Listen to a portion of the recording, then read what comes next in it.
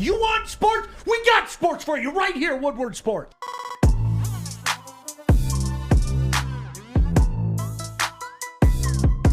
I'm never late. I'm always on time. Oh. When have I ever watched him? I want wings and pizza. Is wings and pizza? I want wings and pizza.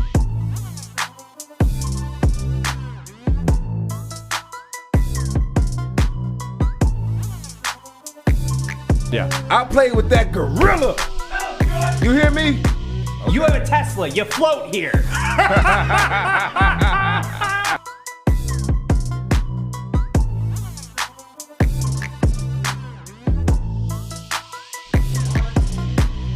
Hey, what is up? So glad you could join us. Woodward Sports on a Monday morning. Terry Foster in the house. I'm Sean Baligian. What up, T? Nothing, man. Once again, this place is just so weird. Love the people here. They're fine citizens, but it's just a strange place to come to. Hang on. Oh, God. What are we doing today? What are we doing today? Get the lights, Kennedy! I have no idea what's going on. Where's How come Fish? the lights are not on? Where's Fish? We miss Fish like now. Fish, we need you. Put it in the hole! We need Hi, light and we Fish. need water. There's the go. light. Now where's the fucking water now? I'm thirsty. I'm parched. Hi. I do need my water. I need my water. And Fish wasn't here to deliver me my water. I feel like a cactus is in my throat. Fish wasn't here to show me how to put up the Facebook comments. I don't know. Art, I don't know how to do that. I don't know what to tell you. Arthur, come over here right now and get this up for me. Oh, my God. Just, will you? Gosh. I need a vacation. I want to go. I don't even want to go home. Can we send this dude to Jamaica or something? Art, can I please do something for you? Yeah, go Please? home. You want me to go home? Right now. Art. That's the morning show. You don't even know what That's what I'm saying. That's why if anything, we're proving to everybody right now how vitally important Fish is. Why is your hand so cold? You're a vampire. I'm from Finland. I mean, I don't know what's going on here. I just kind of show up on Mondays and then Is that it right there? I just follow the tide. Let's go! Let's go! You know what, Terry? We had I know part of the reason why Art is in an upset mood. He should be in a happy mood because it was the weekend of Art. I mean that. It was the weekend of Art, and we're going to get into that in just a moment. But we had an incident about 20 minutes ago in studio, and Art got really shaken up. And Art, if we can investigate this, I would just like to know, Terry and I were just in a complete quandary. So there was a spider in the studio. Yes. A little spider, like, couldn't even see it. Yeah. Okay, so little people don't matter. So Kennedy, it's your last day. I guess little people don't matter. So, and I'm basically out too because I'm a whole 5'8". No, listen, I was here. I noticed a spider on the concrete, and I told everyone, let it be. Let it do its thing. And, of course, Terry's like, hey, Adam, there's a spider. And then, bam! And murders him. A spider. I didn't say Adam killed the spider. I didn't want it to crawl up Adam's leg and bite him. Listen. I knew damn well when the atomic dog came in here, that thing was as good as gone. Rest in peace to the spider. I got him tattooed on my arm already. He's just, I mean, come on. They serve a purpose. Okay, what purpose does a spider serve inside of an office building / studio? I'm glad you asked. So, we've had a gnat problem around here. What do spiders get in their webs? Gnats. Wasps are pretty much, they don't serve a purpose. They're useless. But spiders, centipedes, okay? I mean, why don't we just start running around here and just kill off everything? You guys are evil. I'd rather kill the gnat. I'd rather kill the spider than the gnat, because the gnat's not going to bite you. They're just annoying. A spider will bite your ass. Yeah, well, you know what? I'm going to start biting people if they get close to me. Don't get close to them. Don't get close to them. Leave them alone. No, sometimes you're minding your own business and the spider comes and finds you. Now, let me say something. Deer, venison, I'll shoot a deer any day of the week, okay? But deer serve a purpose. No, wait, they don't. Kill them all. But spiders, like in all honesty, a spider is there to set up a web and catch the other insects that they can eat, okay? God. You know, a deer does serve a purpose. You know what purpose it serves? Eating my garden? No, yes, that. Every time I go to the florist, buy some plants, put them in a nice pot and everything, and they bloom. And then my wife is like, hey, T, yeah, that's great. You know what happens? The deer comes and eats the blooms. That's their purpose. And then they look at you like, did it. What you gonna do about it? Hurt people, and you guys are hurt people. There is, listen, Terry, I don't know, we were talking about this one. There are an inordinate amount of deer in my neck of the woods this year, to the point where, like, all the neighbors are complaining about it. And somehow, I don't even know how it came up, the mosquitoes with this weather have been, like, in swarms. It's been unbelievable. Right. Oh, it's funny that you say that. Guess what kills mosquitoes? Spiders! Leave them alone! I have not seen...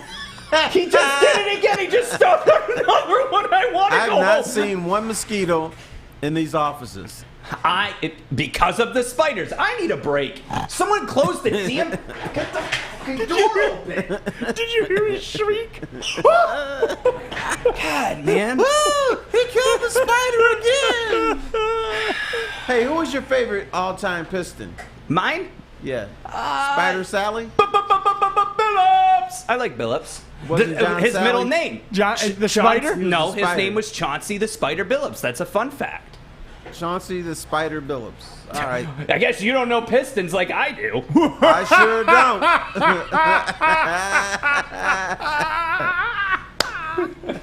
Jeez, Charles said, got to bring Art to Kentucky. Had a mama bear and 3 cubs today in our school parking lot when I unlocked the gate. Can I tell you something? Jeez. I grew up around bears, and I'm not joking. In Kalkaska, we had like 13 bear in our yard, and we would feed them. So we would go to Cadillac to the Hostess factory and pick up all the old Twinkies, and then we would drive across the creek, and my dad would dump just the plastic and everything because the bears would sit there and open it up. The problem is that when you stop feeding them, they're at your window, and my dad had to almost shoot one. So yeah, it's they're You know you're not supposed to feed bears. and you're not supposed to kill spiders, but anarchy everywhere. Did I kill one? No, I don't think I did. No, but you were the person who said pull the trigger. I just said there was a spider. You know I didn't what? know Adam was an assassin. I want to quit. Anarchy I almost everywhere. quit. That upset me a lot. Can I tell you a story about a bear, though? My dad used to get really upset when I would tell this story on the air because, in his words, it made him look like a bad father. We were on a hunting trip on the eastern side of the state in Harrisville, and it was like the middle of the day, and it was one of those, you know how sometimes in November you get that like 60-degree day that feels like it's 80? Right. And so my dad and his friend and I were camping out, and it was like, I mean, it was really inordinately warm. And so during the day, as you well know, the deer, you know, kind of go deep in the woods and they rest and everything. And my dad goes, all right, I'm going to go to one side of the state land that we were hunting at. He goes, you go to the beach side. Well, and as soon as he said, let's go to the beach side, being the lazy, no good bum that I am, I was like, I'm laying on the beach like it's a hot summer day. I thought you were going to get one of those inflatable things and go I floating around. should have if I had one. So I kid you not, I hear this rustle probably 20 yards down the beach, and out of the woods comes Mama Bear and 3 cubs, and I'm by myself. Oops. Did I mention I was 11 years old? I was literally 11 years old. So my dad didn't like me telling this story, and I see Mama Bear and her 3 cubs, and she got up on her hind legs because she smelled something. And she just kind of did one of these and was like looking around. And I'm going, cool, I'm going to get destroyed by a bear. Outstanding. Probably smelled your feet. But I was 11 years old. I knew how to use a gun. I just kind of rolled over and just laid there like this. Like, all right, if she rushes, I'm going to shoot. I'm going to leave her alone unless she goes rushing. They went to Lake Huron, got their little water, and then walked back inside. So my dad like doubles back to where I am and everything, and I go, Dad, I just saw a bear. Shut up, you know you didn't see a bear. So we walked 20 yards down the beach, and there are the big bear things. But I cannot believe I didn't go doo-doo in my pants. It was terrifying because look, Mama Bear with her cubs is going to be a little protective. Right. Kind of like Arthur with his spiders. Well, He's going to be a little protective. You were dipping at like 8 years old, so you probably had the Kodiak in your back pocket. Is going after its ancestors. I started at 13. Are you serious? I did. I started at 13. Jesus. I started at 13. Black bears won't attack you unless you like approach them with their around their cubs. But they're like, my dad ended up shooting one, ended up getting a permit and shooting one because it would watch us mow the lawn. And then there was a creek that separated. So it's probably from like me to you away like 10 feet. And the mama bear would just lay there and watch my dad. And as the days went on, the bear just didn't move. So my dad got a permit, took it out, and it had tumors inside of its stomach and everything like that. But they're beautiful creatures. It's just, they're protective, just like spiders. Adam killed one spider. The whole gang's coming for him tonight in his sleep. And I can't wait. Get him, spider murderer. Sleep well tonight, Adam. Your death wish is coming. I'm talking to you. I'm sure he'll sleep very well. You know, the bears, sometimes you just got to shoot them. They will attack. And the thing is, a lot of times you don't approach a bear, you accidentally approach the bear, and then the next thing you know, but man, people they're are clawing your stupid. ass up, People man. are stupid because you could smell a bear from a mile away. They reek of garbage. They reek of just like nastiness because they're garbage dwellers. If you can't smell a bear, you're dumb. I didn't smell a bear at 11. Well, I may have been dumb. I was 11. Well, I may what's be dumb that putrid today. smell? You know, one of my favorite commercials is now. Speaking of that, is there's a little, I think it's Geico commercial where Yogi Bear and Boo Boo come to the picnic area, and all the people are scared and they run in the house, and Grandpa's up in the tree because there's bears here. It's Yogi Bear with a little tie on it. It's not gonna hurt you. Did you see what Jenna said? This is a side of Jenna I've never seen, but she made her feelings about spiders abundantly known. Jenna, you're on thin ice, and it's a spider river. Bleep spiders with a middle finger. Yeah. Yeah. Listen, I'm terrified of snakes and mice. Like, I'm deathly terrified of snakes, and I'm not a fan of mice. I just don't like them.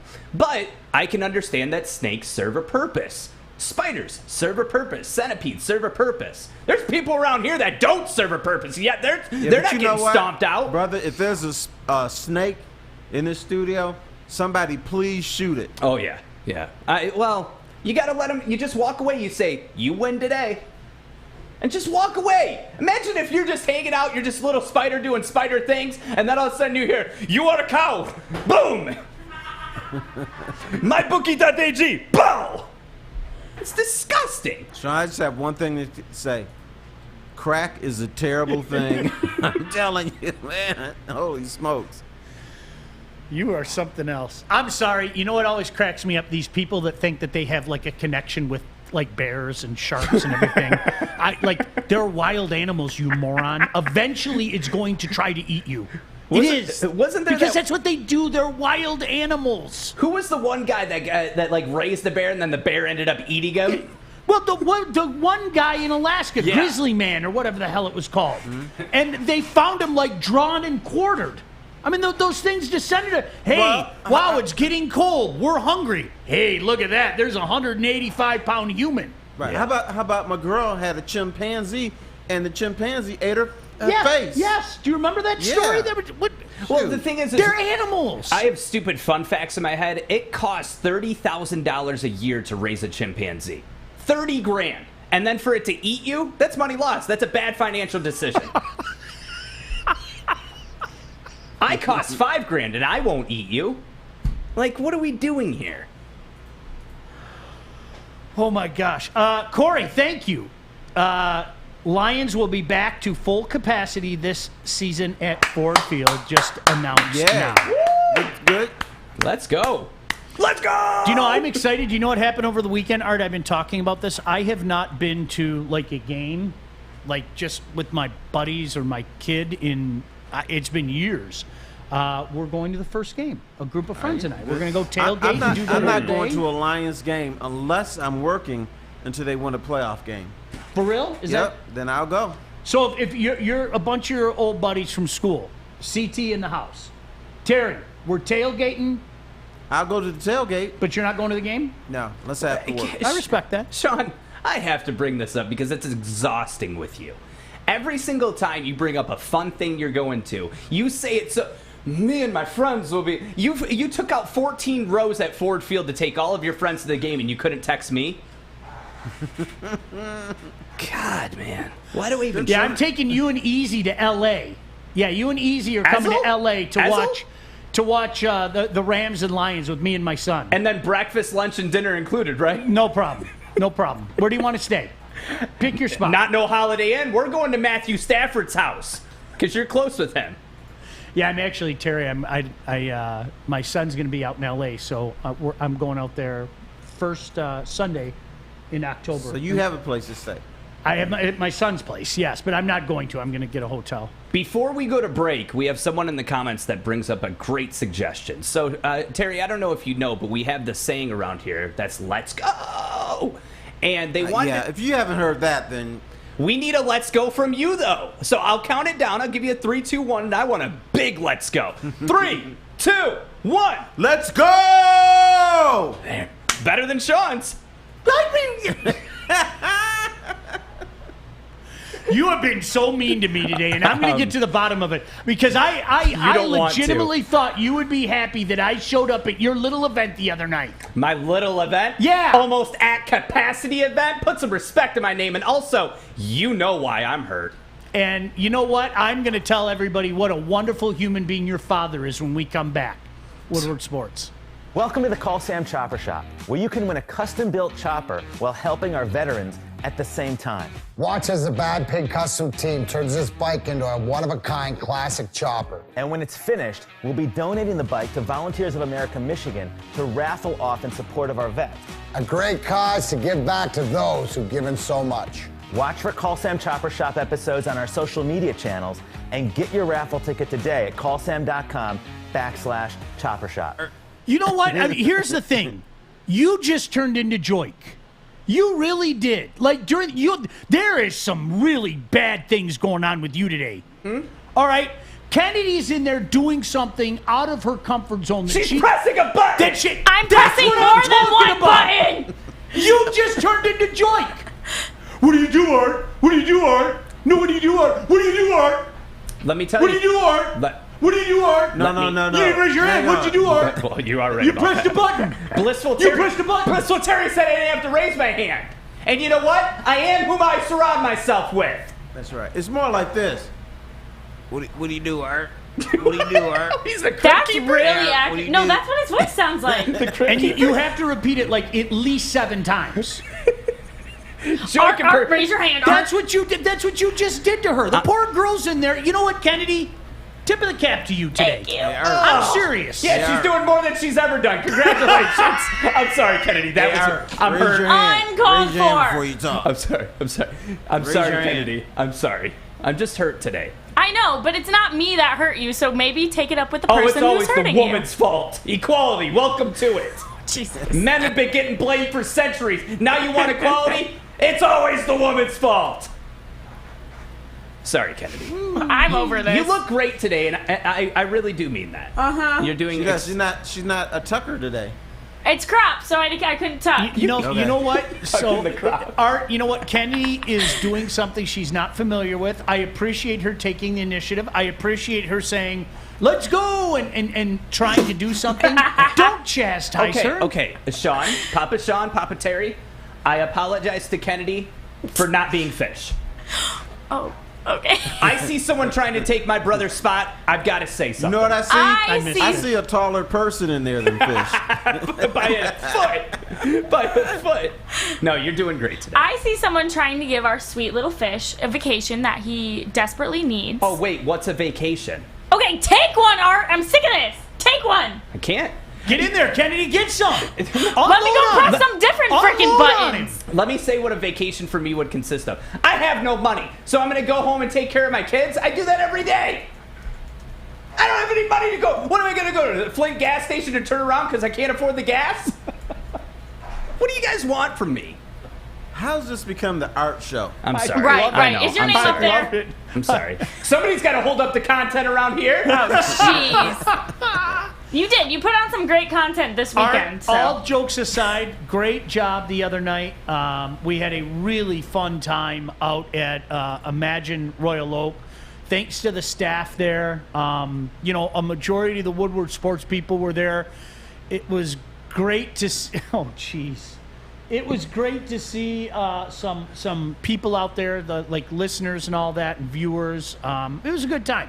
There was no way in hell I was going to stay the whole time. You guys were making jokes about past my bedtime the second I got there. But you know what? I stayed for a little over an hour. No, I appreciate you. And you know what? I'm a good friend of yours, too, because I brought you your Kodiak back. You're welcome. I did drop my Kodiak. Elbows and assholes. I was running out the door, and my Kodiak must have fallen out of my I'll tell pocket. you what happened. Darren McCarty literally tried grabbing the can and swallowing it whole. I had to grab it out of his mouth and say, "This is Sean's."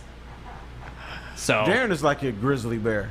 He is. Yeah. He is. No, And it was a great event. It really was. Fun time. It was a great event. 4 out of the 5 fights on the main card ended in a knockout. Obviously, McGregor didn't get what he wanted, which is a victory. He recovering from surgery. He said, "Just got out of the surgery room, guys. Surgery went excellent. Feeling tremendous. 6 weeks on a crutch."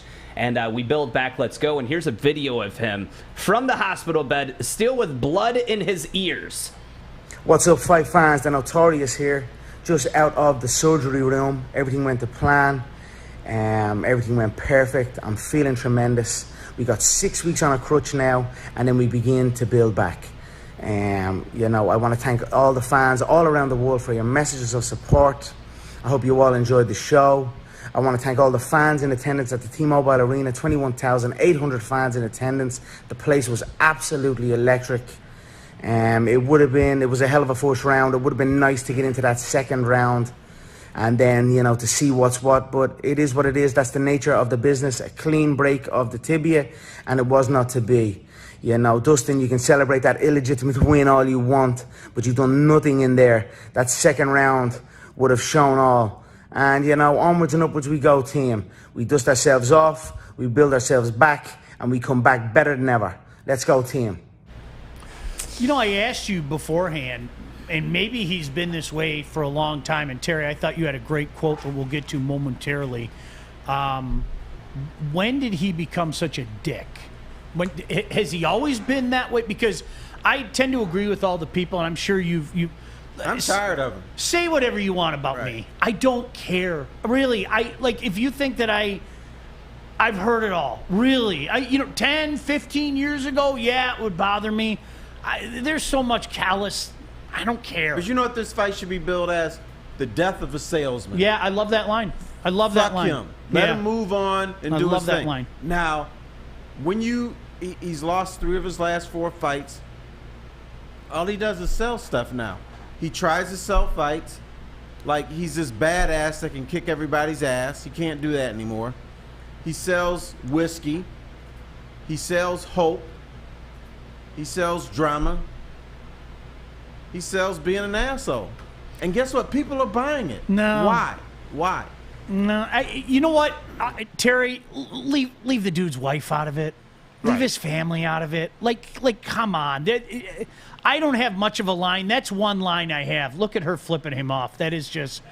That was filmed with a potato, so I'm sorry for the quality. I just think it's priceless. Yeah. I think that's priceless. And then here's a picture. They already have the card ready for when they fight in 2055, which is crazy that they've already got it all set up. So that's McGregor versus Poirier 33.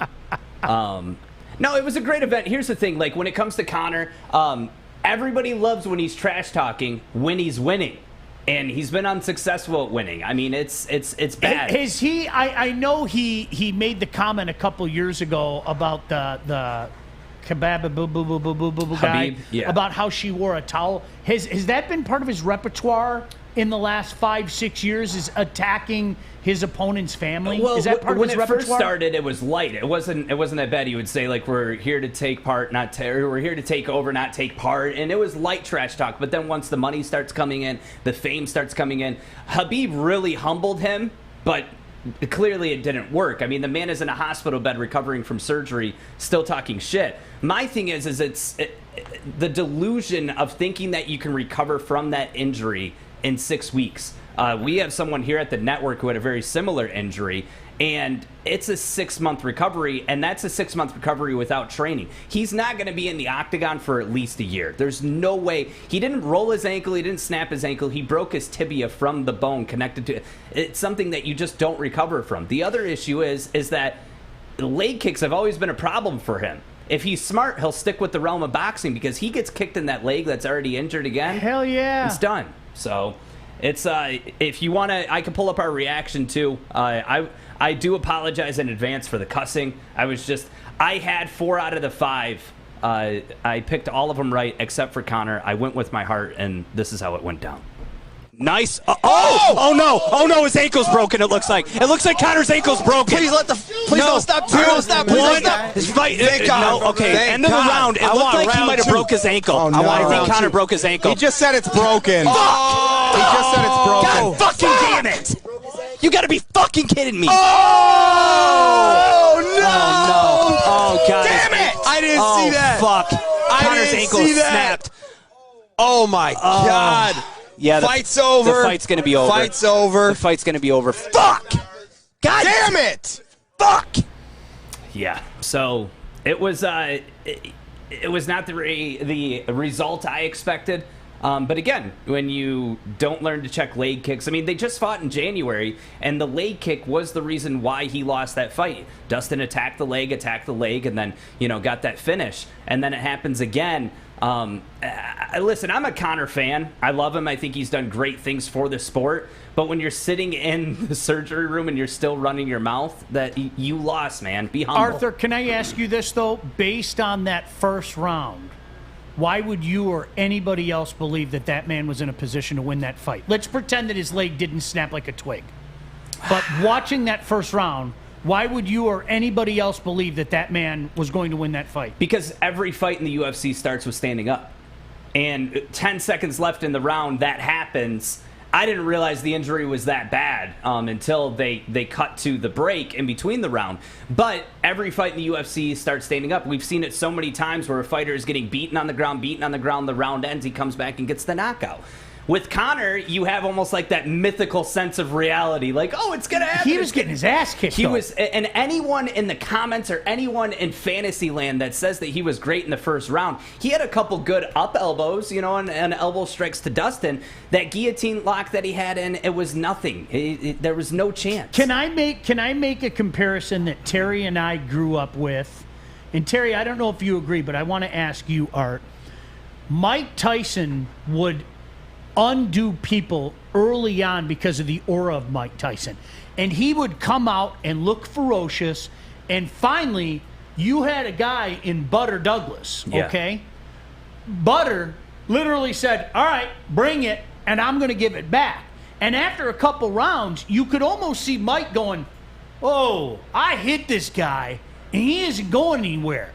And hindsight is 20/20, but you could see, is the aura of Conor coming out and trying to psych you out in the first minute of a fight, is that akin to Mike Tyson and that aura being busted? Well, yeah. Because Conor would come out with like shock and awe, right? Yeah, He'd come out and, Conor McGregor. He knocked out one of the greatest of all time, Jose Aldo, in 13 seconds, which at the time, Jose Aldo was still a force to be reckoned with. But my thing is you get humbled in situations like this. Like, you're not going to recover from that. You may recover from it physically, but the mental toll it's going to take on your body, I mean, that's something that you don't recover from easily. My thing is I don't know what's next for him, but I will riot, which I should expect this with the UFC circus. Dana's already talked that Charles Oliveira and Dustin Poirier are going to fight later this year. The winner of that fight could possibly fight McGregor, and it's like, I get it from a ticket standpoint, but from a ranking standpoint, from a record standpoint, it is a fucking circus. It's just a circus, and it makes no sense. Once again, why? Right. Why? Because I'm looking at the consumer. When you go see Conor McGregor, that's going to cost you 50 bones. Yeah. At least. Why 70. shell out 50 bones for a guy who's either over the hill, can't back up his talk, is played out? I mean, that's a lot of money for folks. Terry, I love that line, death of a salesman. Art, no offense, if you have another one of those events at Imagine, and I hope you do because it went well, if Conor McGregor is the headliner, I wouldn't go. The thing is he's a money grab, but you're going to see in the pay-per-view numbers that this is the peak of his money grab. I mean, I'm not going to say he's irrelevant. He took on the #1 fighter and he got his ass beat. The second round, I do believe, would have been more of the same. Dustin Poirier came out and said that, the guy said he's going to murder me and all that stuff. He's going to kill me. Karma's not a bitch. She's a mirror. I thought Dustin's performance was great. But it sucks because we're talking still more about Conor McGregor because he still does have that star power. It's just he does. But you know what's in his favor? The majority of the world did not see the fight. When you hear Conor McGregor talk, he's trying to let you believe that the only reason he lost is because he broke his leg. He's still relevant. I was kicking this guy's ass. Yeah. I broke my leg. I lost the fight. We know that didn't happen, but he's selling it that way. Well, and you know what? I think as far as the event goes, shout out to Imagine, shout out to Anthony and the whole crew there. We had Proper 12 Girls out there. We had Jose Cuervo out there. It was a great event. I do appreciate, Terry, I know that you're a busy man. I do appreciate most of the people from the network showing up, including Sean. Maz wasn't there, but I actually had video footage of where Maz was at. This was at Cherry Festival. He got on one of the rides, and next thing you know, it's tipping over. I mean... Well, what the hell's going on? Why won't this damn thing stop? It's like the talk is winning. The winning doesn't stop. No. It was about to tip over. Yeah. He was trying to rush. People had to run over there and try to stop it from tipping over. The tacos are doing great. Yeah. Yeah. So, yeah, Maz was stuck on one of those rides for 4. He's still out there. They can't get him down. Do you remember how we were literally, that came up last week. Do you remember we were talking about that? Yeah. Sorry, I'm not going to that stuff because of things like that. Yeah. I'm not going to the little, neighborhood carnival, the Livonia Spree, things like that because of stuff like that. You kidding me? Yeah. I love Death of a Salesman. Terry, that's exactly, that's what it is. But these guys who put these rides together, have you ever seen them? Yes. They look like all of my uncles. Oh my God. All of my uncles. I'm like, this dude put this ride together, I'm not getting on it. Yeah. I want to say for the record, I met Mr. Art. What's your father's name? Well, I'm the 4th and he's the 3rd. So, yeah. Mr. Art. Arthur Smith. Yeah. What a wonderful man. Mr. Smith, seriously, it was a pleasure to meet you. It was a pleasure to get embraced from you. It was a pleasure to meet your brothers. They are really nice people. I'm serious. Look at me. Look at me. I'm looking at you. I'm being serious right now, I'm okay? looking at you, yes. Like good dudes. I'm disappointed in my dad, though, because I told him, in order to be in the skybox, you got to take a shot out of your fake leg, out of your prosthetic. And he didn't do it. He didn't do it.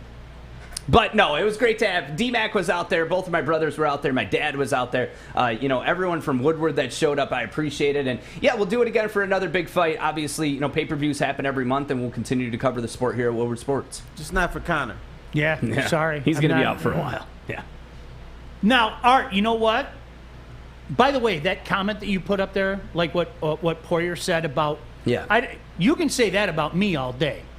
Say whatever you want about me, okay? Mm-hmm. That stuff doesn't bother me, okay? That comment, when you're making comments about my wife and things, like, come on, man. But like, seriously. Here's the thing, though. Come on. As much as Conor is in a bad light right now, you have to give him a little credit. The man's tibia was falling off of his body, and he's promoting the 4th fight. But at the same time, it's the fight game. This isn't basketball. This isn't baseball. This is 2 men that get in a cage and try and kill each other. So, to me, when it comes to trash talk, I somewhat think there's no limit. Like, there's no, ban. Like, he got what he deserved, and the world moves on now. You talk shit, I'm you not get giving hit. him credit. I think he's just assuming the public is stupid. Yep. Oh, absolutely. They're dumbasses. Yep. They'll pay $50 again or $100. I'm going to get paid again. Yeah. All he cares about is payday and his proper 12 booze. And someone commented and said they didn't see me at the event, and I apologized to Kenny and Ryan. Like, I would have loved to have come down, but we were busy. Like, we were running around. Big shout out to Adam and Joey and Stick. Like, it was, once I get in my seat, like, I took one piss break. That's it. Because to me, it's the greatest sport in the world. It's taking over the top 4. There's actually stats that have come out that say that it's entering the top 4. It's just, there's a lot of circus. There's a lot of, acting. Art, listen, I'm the biggest hockey fan I know, okay? you can't tell me that UFC isn't bigger than hockey. It is. Well, I didn't want to. I didn't want to Yeah, insult I'll you, say it. You know? I've never been one of those people. I don't get offended. Oh, nobody watches hockey. Do you know how many times I've heard that in my life? Oh, I guess I'll just turn it off and never watch again because nobody watches it. Like, You who watch gives what a you shit? want to watch. Yeah, Forget about who what gi- anybody else Who thinks. gives a shit? Yeah. Like, I don't like that. You're being honest. It's huge. Can I talk about that other? I wouldn't pay $25 to go see Conor again, but I would pay $25 to see that Mutino. What's his name? Oh, Chris Mountainho, yeah. Holy- Yeah, they call him the Green Zombie now. I mean, the man absorbed Holy 200 plus strikes. crap. Yeah. Yeah. Can I talk about that a little bit, Terry? I don't know if you saw it. Let me talk I about didn't that a see little that. bit when we get back, okay? Woodward Sports. Tony is a third-generation logger that has a simple, practical approach to life and work. That's why his Coast DX342 knife is perfect for him. The stainless steel blade is rust-resistant and made for all-weather use. And the double roll-lock safety ensures that it will never inadvertently close when he doesn't want it to. That's why Coast is trusted tough. Tammy loves hockey as well. Tammy, you get what I'm saying. Like, Terry, I always use the analogy for hockey fans. We're used to getting sand kicked in our face. Rats. I guess I'm not going to watch it. Oh, you don't like it? Well, I guess I can't like it either. What the hell's wrong with you? If anything, Yeah, I think... But, on the other hand, you know what you hockey snobs do? What's that? Somebody say, hockey isn't relevant. And then y'all get all pissed off. What do you mean? Blah, blah, blah, the Stanley Some Cup do. was the greatest thing in the whole Some world. do. You're right. Y'all get upset about it. I don't care. Me? I don't care. Like, it's not, what, am I supposed to stop watching? You know what I mean? But no, Terry, I'm not arguing with you. Me, It's your thing. Watch it. Couldn't care less. Couldn't care less. All right, so the other fight. I don't know who these guys are, Art. I'm just telling. There was the one green-haired dude and then the other green-haired dude. Yeah, so the Green Zombie is what they call him now, against Sugar Sean O'Malley, who was 13-1 at the time against the 9-4 fighter. Everyone expected O'Malley to win, but not in that fashion to where the fight actually went almost all 3 rounds. I feel like, sure, you need a skill set to get into the octagon. You have to know the ups and downs, what to do if you get taken down, what to do if it's standing up. But Chris put on a phenomenal performance of, just having heart and dedication. And I feel like in a fight, that's what matters just as much as your training. You could go in with all the training, but if you don't have the confidence to push forward and the heart, you're going to lose. So, yeah, phenomenal performance by him as well. Tammy said, I don't care what people say either. I'm not a hockey sport. Dave said hockey's my favorite sport. I've heard it all. Whatever. Terry, this guy, what's Mutino? Yeah, it's Am I saying it right? Yeah, I just call him the Green Zombie because I'm dyslexic. Matino. I don't know. Yeah, just call him the Green Zombie. Terry, this guy was getting his face caved in. I mean, the entire fight. The other guy, O'Malley, Sugar Shane, Sugar or whatever, Sean O'Malley. Sugar Sean, jabbing him to death. Mm-hmm. And then occasionally he'd mix in the straight. The man's face was like, pushed back. And you know what he kept doing? Smiling. Just smiling at him. Oh, that's weird. And he was taking a beating. I use the analogy of it's like Rocky in Russia just getting destroyed by Drago. At some point in time, the fans started admiring him and chanting Rocky because that's what happened with this Mutino guy. And when they stopped the fight, this guy's looking at the referee going, why'd you do that? Look at this.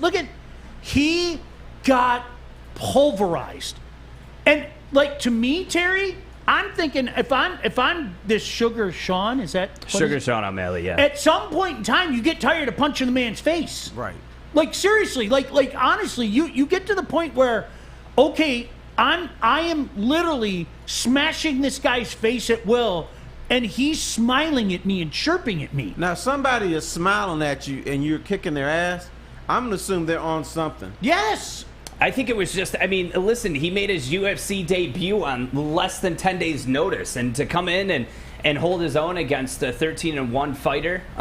It'll be interesting to see what happens in that division. Usually when fighters sign to the UFC, they sign 3-fight contracts. So we'll see him again. And great performance. Not so much great defense, but great performance of being able to hold his head on his body while he was getting pulverized. So. The whole time I was like, I tweeted, I was like, this is my new favorite fighter, because the whole time, like, he was putting the pressure on, he was smiling at him. All of his movement was forward. Like, that pressure was on. He got socked in the face. He was moving at him again. Like, do it again, I dare you. But the whole time I was just screaming at the screen. I was like, put your damn gloves up! Because he didn't have the reach, so when he was going to hit him, Sugar Sean or whatever, his reach would just bop straight in the face because he was back here and the other one was... end up dead one day if he doesn't watch it. I know, and I was thinking... You just can't get your ass kicked. If you're smiling at me... You can't. If you're smiling at me after I'm beating you like that, that's pissing me off more. I'm going to want to hit you more. Usually they do a post-fight, interview. They sent him right to the hospital. Deservingly so. I mean, 200-plus significant strikes to the face. He had, those kicks to the sternum, too. Yeah. Okay, so Art, you are the MMA guy. Check out the Art of Combat. Do you think they were justified in stopping that fight? Because my man was ticked off. I mean, he was like Terry. Through that Mingo thing that used to be a face, you could see him kind of look at the referee like, "Why'd you do that?" Like you could see it on his face. But sometimes the refs got to save you from yourself. Because these guys don't want to give up. What did you think? If it wasn't Herb Dean, I'd probably be... Herb Dean is one of the most iconic MMA referees, and he very rarely makes mistakes. Sure, there was 30 seconds left in the fight, but if you watch what happened 5 seconds before, the man took 8 to 12 unanswered strikes to the face. Now, could he have held up for an extra 30 seconds? Possibly. I think the fight should have been stopped earlier. See, you know what it reminded me of? And Terry, I know you're a boxing fan as well. The famous Larry Holmes Randall Tex Cobb fight. It reminded me of that. Remember when we were younger, and of course Randall Tex Cobb became an actor, but when was that? Early 80s? And this is when fights used to be on TV. Larry Holmes literally used his face as a punching bag to the point where, correct me, Terry, wasn't that Cosell's last broadcast? He was disgusted by it. That was one. He said, "Oh, this is horrible." It was. The man wouldn't go down. Larry Holmes doesn't punch that hard. Yeah. So they probably feel, he can still go on. It was insane. That was props. I enjoyed it. I did. Yeah, no, and I appreciate you coming through. Having a card that 4 out of the 5 fights end in a knockout, that's phenomenal. The Gilbert Burns-Stephen Thompson fight, regular people that are watching it might think it was boring. I thought it was a great chess match. It showed that Gilbert Burns is a force to be reckoned with still in that division. Aldana, the female, had a great performance. The heavyweights, Tai Tuivasa doing the shoey at the end of his victory. It was a great night of fights. I think the card couldn't have gone more perfectly, other than the fact that people are going to say, well, what would have happened if Conor in round 2? Just stop it. The man was getting pulverized, and it's not the end of the Conor era, I don't think, but it's going to be a long time before we see him return. Who's the draw now? Who would you say is number 1? John Jones, which he's not coming back until next year, possibly. Francis Ngannou. The heavyweights are really that division, but then you also have fighters like Justin Gaethje in the lightweight division. You've got bantamweights that are strong between Aljamain Sterling and Peter Yan, and then you have the fighters that are good at trash talk, like Sugar Sean O'Malley. I think that Sugar Sean could take Conor's place in trash talk? No, that's light years ahead. But right now the sport is exciting because there's, as each pay-per-view that goes by, there's more and more faces, there's more and more names, there's a 600-plus roster, of fighters that are ready to go. I think what makes the UFC special, too, is that anything could happen. We've witnessed it with Ronda Rousey. We've witnessed it with Amanda Nunes, with Conor McGregor. Anything could happen. So, yeah, it's going to be exciting to see what happens in the next pay-per-view. Conor is saying that there was a second round and he didn't break his leg, he's going to kick this guy's ass. And I think Conor was drunk on his own proper 12 whiskey because there's no way. I mean, listen, I love Conor. I really do. A lot of people hate him. I think he is good for the sport because it brings eyes. I mean, we would not be talking about UFC 264 if it wasn't for Conor McGregor. We wouldn't. It's just the truth of it. The fact that we're covering it for this long is because it was a Conor card. But there will be another Conor that will come along. I really do think so. I think that there will be another fighter that comes along that has that charisma. Is this akin to Muhammad Ali hanging on and being Muhammad Ali in name only because I think your generation sees Muhammad Ali for what he is, arguably the greatest boxer of all time. Yeah, the problem is... Terry and I saw Muhammad Ali at the end, and it was ugly. Well, it was painful to watch. It really was. It's knowing when to throw in the towel, and when you're a fighter, it's like, give me one more, give me one more, give me one more. You know, there's also weight divisions for a reason. I mean, Israel Adesanya lost at light heavyweight, but does phenomenal in his division. You know, there's still fighters out there that they can take a loss and improve from it. Fighters just can't walk away. They and can't. if they do walk away, they come back. Yeah. Yeah. And then they'll beat a couple tomato cans. Then they fight somebody decent, get their asses kicked. Well, I mean, look at it similar to, and not to compare sports, but I'm going to. You know, when Michael Jordan left, the sport went on, and there became LeBron James. You know, Steph Curry. There became these other athletes that come along and help keep the flow of the sport going. And that will happen in the UFC. But as far as Conor goes, I think there's a lot of delusion. I think there's a lot of money involved, and money changes your mindset to where, like, let's be honest, if I was getting paid $200-300 grand to do this, I wouldn't care. I wouldn't care at all, Sean. I'd say, hey, Joik and Sean, why don't you get in here and run this? Because I'm making big money. But they keep me at that poverty level to keep me going. When you're at the poverty level, you're fighting and fighting and fighting. When you get to the big bucks, there's certain people, not everyone. That's right. When he saw that spider get killed, he's still coming back the next day. Yep. I'm coming to protect all the spiders here. But Art, going off what you said about Conor, like that's very accurate, because this is where I can't like him. So if it was just this persona that he was putting out there while he was in the octagon, it'd be one thing. But so my mom's friend works for UFC and like worked very closely with Conor because she was on the communication side of things. So went to all of his interviews with him, all that stuff. And it's no longer an act. She said when he started, he was the most humble guy. He was very cool. But now how he acts in his interviews and when he's talking about other people is now who he has become in real life. And that's where it's like, I can't respect people that treat the people that are helping him like that. Well, I think what it comes down to, there's a very thin line between confidence and ego, and it can get in the way. So yeah, no, it was a great fight night. I appreciate you guys all coming through and supporting the show, and we'll be recapping it today at 1:30 on Woodward Sports. Great stuff. Sounds Terry, beautiful. do you remember Larry Holmes and Muhammad Ali? Do you remember that one? Yeah, that was sad. Very Art, sad. just so you know, Larry Holmes was the champ at the time. Yep. Well, for people out there that don't know, Larry was his sparring partner at one time and revered Muhammad Ali like everybody else. And Larry was just unloading on him. And Ali, there was nothing. And Larry Holmes, during particular points in the fight, is kind of look at the referee, not stop this, but please stop this. And Larry Holmes cried. Like, he literally cried because that was his hero, and he has a job to do, but he pulverized Ali. And it wasn't rope-a-dope Ali. Right. You know, I mean, I think there were those people that were going, okay, just one more time. And that's why I almost get the feeling that there are a lot of people out there, dare I say like Art Smith IV, who are saying, come on, Conor, one more time. And I just don't think one more time is going to happen. No, I mean, you witnessed it with Uriah Hall versus Anderson Silva. And Anderson Silva, you know, he started dwindling down after that Chris Weidman leg kick. Like, that ruined his career, essentially. He had one win after that, and it was against Eric Brunson. So Uriah Hall, who looks up to someone like Anderson Silva, fights him, beats him, and he was crying. Because it's like, your idols become your rivals, you know? And when you look at someone like Conor, I really think it's the money changes you. You're not that hungry kid who's living off of welfare as a plumber anymore. You're coming in with millions. You're rolling in a Bentley. You've got a company that you just profited $600 million from. You don't need the fight. He'll come back. He just won't be the main event. He won't be on the pay-per-view part of a card. He'll come back. He'll be fighting Goober McGillicuddy.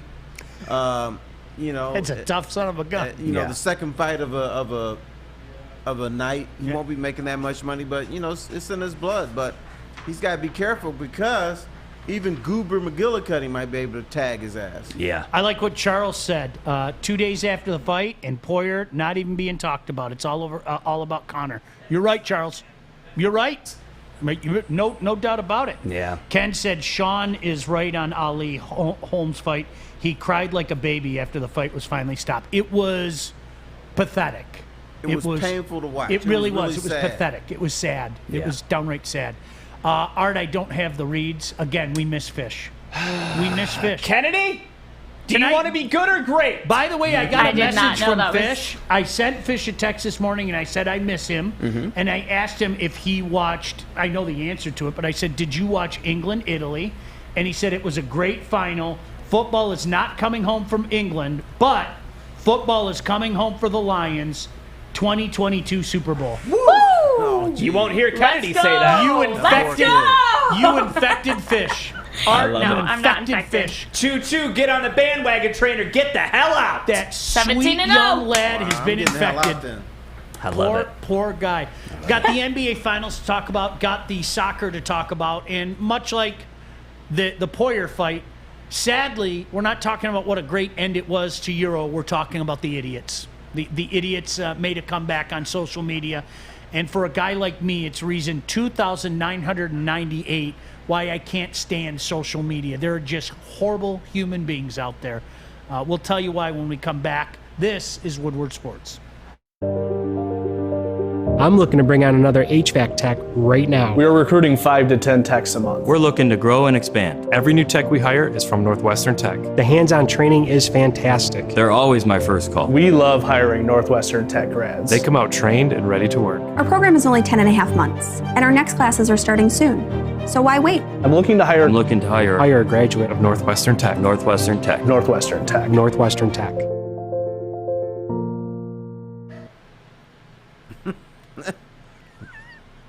What was that? Do I have Can to say it one more time? Yeah. What? Crack is a terrible thing when it gets in your system, man. I was just I excited. don't know what's going on. I was around doing here. a countdown. What was that? Can I? I was getting excited to count the showdown. He wants to make the show great somehow. Some way, somehow. Art put his hand up and did this countdown like he was a female having an orgasm. It's called climaxing. I climax every day from 11 to 1 multiple times. But you know who he sounded like? But not when Joke's here. He sounded like the Crypt Keeper. 4, 3, 2. Hey. You guys are filled with hurt today. No, I'm not at all. Jeremy said, as far as the Lions, the realist in me sees 5 wins. The Kool-Aid drinker, hopeful fans say if these players buy in and play above their pay grade, a max of 9 wins. Well, it's almost August. Everybody, the crazy month, everybody's little predictions are going to go up. So if a guy like Art, who's already at, what are you at now, Art? 11 and 6? Can I? He's at 15 and 2. No, let me explain myself. I said, and I stand by it, I will die on this hill. 10 and 7, they get the wild card win, they win the Super Bowl. I mean, listen, I'm sorry that so if it's 10 and 7 right now, you might be at 15 and 2 by the time late August rolls around. No, listen, I've watched so much tape on the Lions. I went all the way back to 57, okay? I see their errors. Oh, hang on. Hey, Campbell, we can't talk right now. I got a show to do. I've been in talks with Campbell, too. You know? I call him Deuce. Me and Deuce. We're cool. You know, Anthony Lynn, I say, what's up, Lynn, baby? You know, we're going to go 10 and 7. We're going to win the wild card. I asked this fool, do your NFL preseason rankings. He had the Lions number 1, everybody else 2 to 32. Super Bowl. It's just, listen, I know you guys have been hurt, but there is love out there. It's called the Lions Den. Come on in. We got couches. We got some drinks for you, and we got wins, baby. We got wins inside the Lions Den. Or you could go to the Bear Cub Palace. You want to go to the Bear Cub Palace? There's Sean. No. That's what I thought. No. Root for the home team. We're not in Chicago anymore, sweetheart. Tell me right now, look into the camera and tell me right now that you think the Bears are going to have a better season than the Lions. The Bears are going to have a better season than the Get Lions. the hell out of here. Leave. Turn his mic off, K-Dog. He's done for the day. Sorry. Wow. Can you give me part 2? Can I do a part 2 for you? I guess. I'm going to look right into the camera. You ready? Part 2. The Lions are going to be a lot better than the Bears in a couple of years. We don't have time for a couple years, Sean. The Yes, time we is do. now. Oh, yes.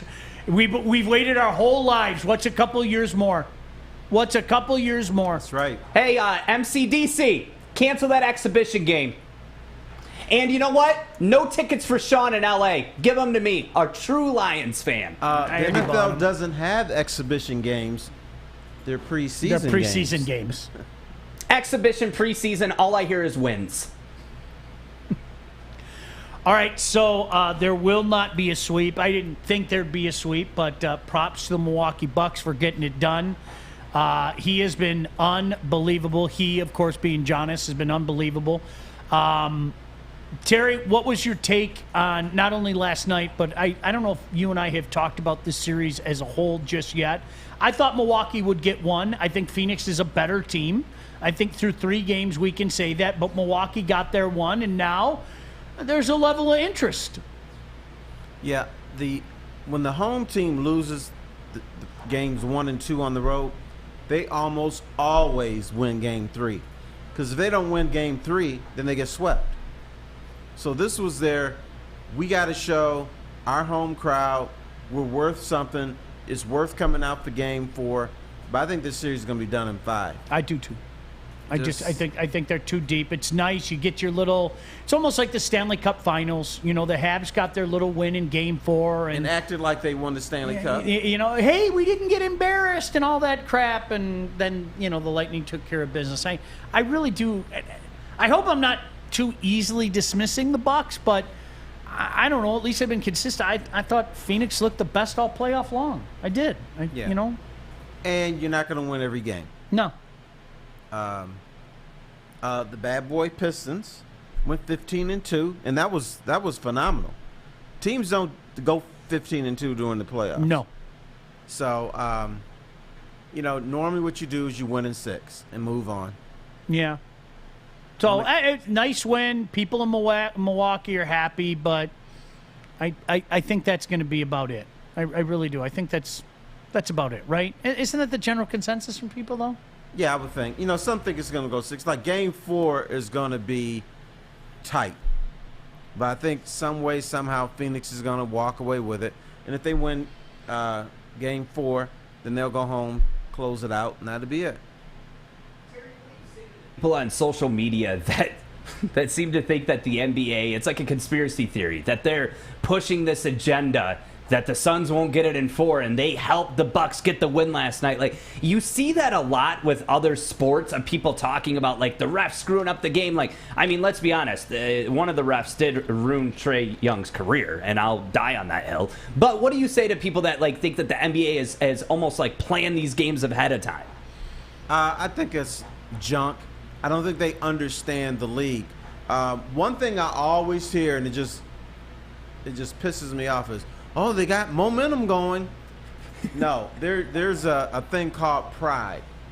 If you get your ass kicked on the road twice and you're coming home to your people for at least one game, you can show out. At least for one game, you can be better than another team.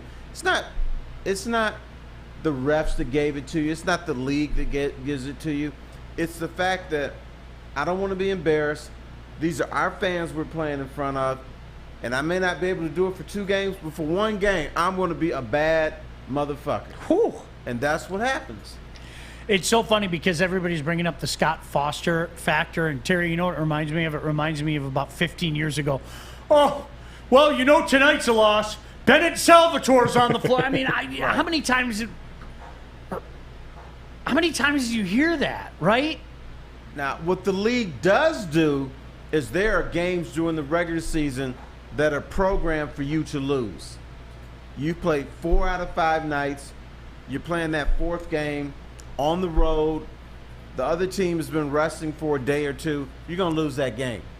Or you go on a West Coast trip. You're on the West Coast for 10 days. The last game is in Phoenix or Portland or whatever. You're going to lose that game. There are league games during the regular season, but in the playoffs, I believe the NBA just said they want to see who's going to be the better team each night. I'm sorry, I've always loved, because I think the hockey fans out there, you guys will remember this as well, fill in the blank.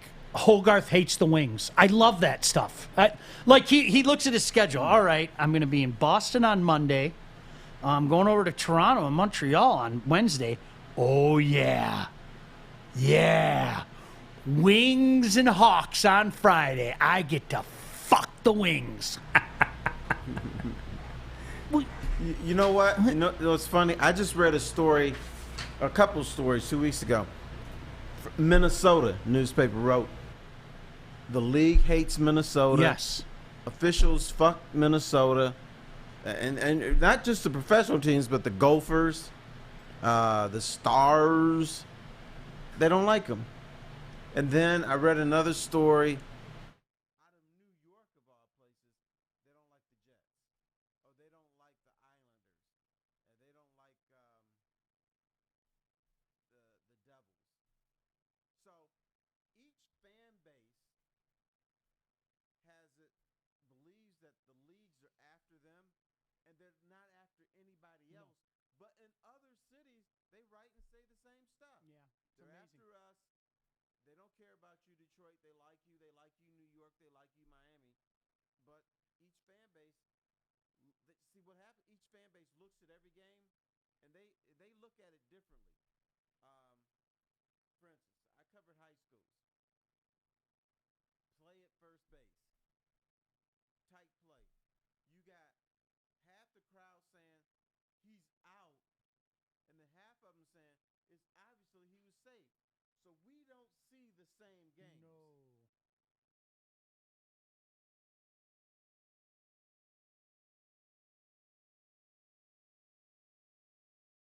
There are things that he sees that quite frankly, they aren't there. But and then what happens is that perpetuates that the league's out to get us and all of that stuff.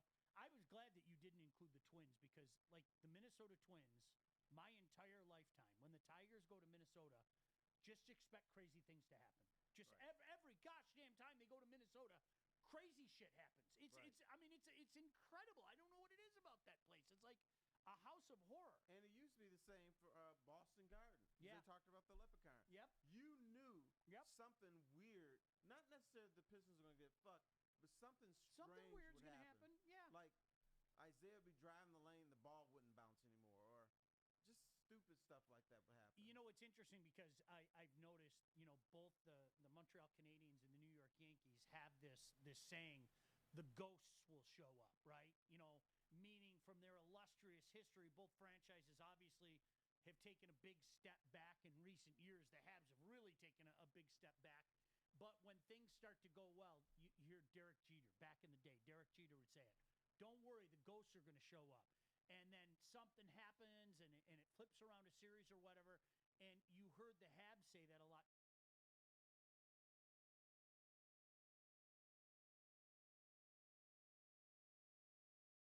Because back in the day, guess what? Weird things did happen, and they often happen for the good franchises. You make your own breaks, and we've seen that, time and time again with those illustrious franchises. Like you mentioned, the Boston Celtics. Well, yeah, there might be some validity to that, but let's not forget, Red Auerbach built an incredible machine for year after year after year, and then they came back. So I think talent might have something to do with it. You know who took advantage of that, and nobody's going to admit it? Detroit Red Wings. Now and then, when you shoot the puck in, it would just hit that.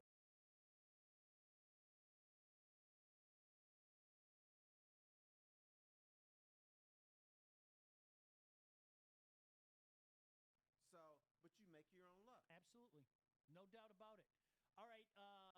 I know we're having some technical difficulties right now. I have no idea if you can hear us or not. So we're just going to, pretend like we're on the air because that's what you're supposed to do and all that, just in case you can hear us. Is it good? And we're being heard. No, it's not good. All right. So Terry, you and I could sit here just in like we're fooling people that we're doing a show. You and I can sit here and talk about ribs for the next 10 minutes and get all happy. We could do that. Big smiles on our face because nobody can hear us. So, unfortunately. You know what? What's 4th of July had some great ribs. Went to your place. Yeah. Now, prior to going to your place, when I got the Kroger ribs for my family, we had to get 3 ribs to feed everybody. Go to your place, the butchery, two ribs, and we still got some bones left. Yeah. Isn't it beautiful? It was great. I love it. What is happening? Terry and I just fall back to. Are we cool? Yeah, but now it's super loud. Tay, turn it down. All right. Adam says you're number one. I know. Adam, shout out to Adam too. Number one with a smile. I think we're We got back it. right now. See what happens. If anything, we are showing everybody who the true MVP is around here. Fish, you are missed. We love you, Fish. Where's We absolutely love you. Fish is on a family vacation. They are going to, if I'm not mistaken, they went to Cleveland for a few days, and then he is going to, are you ready? Golf at Pebble Beach.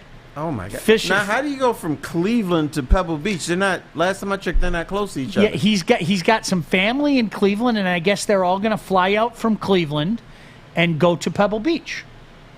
Art, you know can that I course read this is now? gonna kick your ass, buddy. Humbling. He should play from the lady tees. Start a new career in an industry that is always essential, the heating and cooling industry. Learn more today by visiting northwesterntech.edu. Terry Foster, Sean Baligian, Woodward Sports. Hi, I'm David Hall from Hall Financial. And at Hall Financial, we treat our clients like family. And our number one priority is giving each of our clients 5-star service. Our passion for 5-star service, combined with our expertise, allows us to find the best possible solution for refinancing your home loan. We take the time to focus on both the individual and the numbers. We're going to walk you through the process and close your loan in half the time of our competition. Go to davidhallmortgage.com today.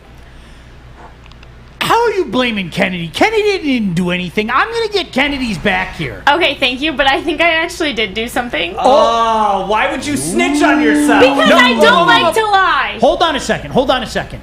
Kennedy, It was an accident. congratulations on owning it. Thank you. So, What did you learn from it?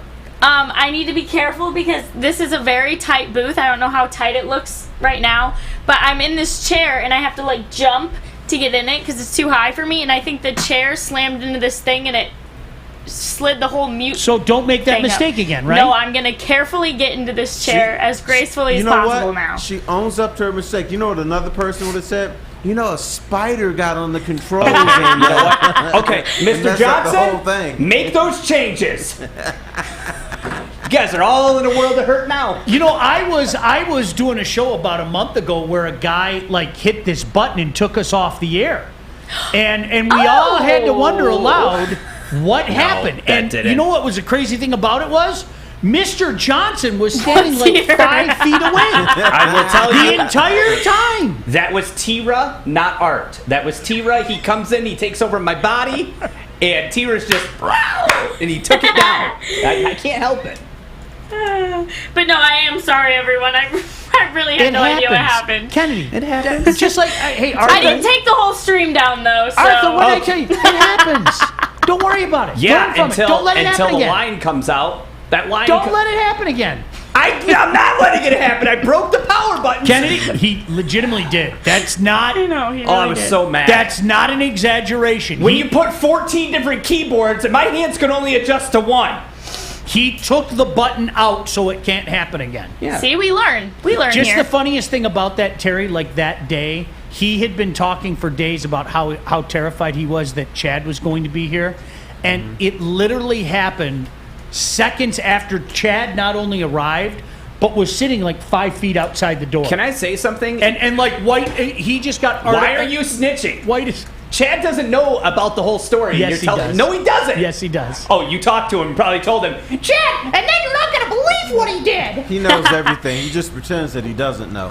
I'm with you, Charles. Got to applaud someone owning up to their That is own true. faults. That is Kennedy, true. Thanks, Art, no, seriously. Mistakes are going to happen. Yeah, it happens. Don't beat yourself No one up. will ever be fish, but we got a close fight. I mean, You know what I feel everyone like knew when when I come was on the coming show? in I feel here. like I'm on the wild mouse. You have no control over it. You're just going here and there and stopping and going all over the damn place. I swear I didn't do anything. Yeah, It's I like should have Maz up in masked Traverse it. City. Yeah. I didn't buy the chairs. I didn't do Just it. blame Okay, somebody that is else. the thing though. The fact that I couldn't push myself in normally, it's because Maz ordered the chairs with no wheels. These are the worst because chairs your ever. chairs don't have wheels on them. And so Maz is actually the reason the audio I went don't down. know who.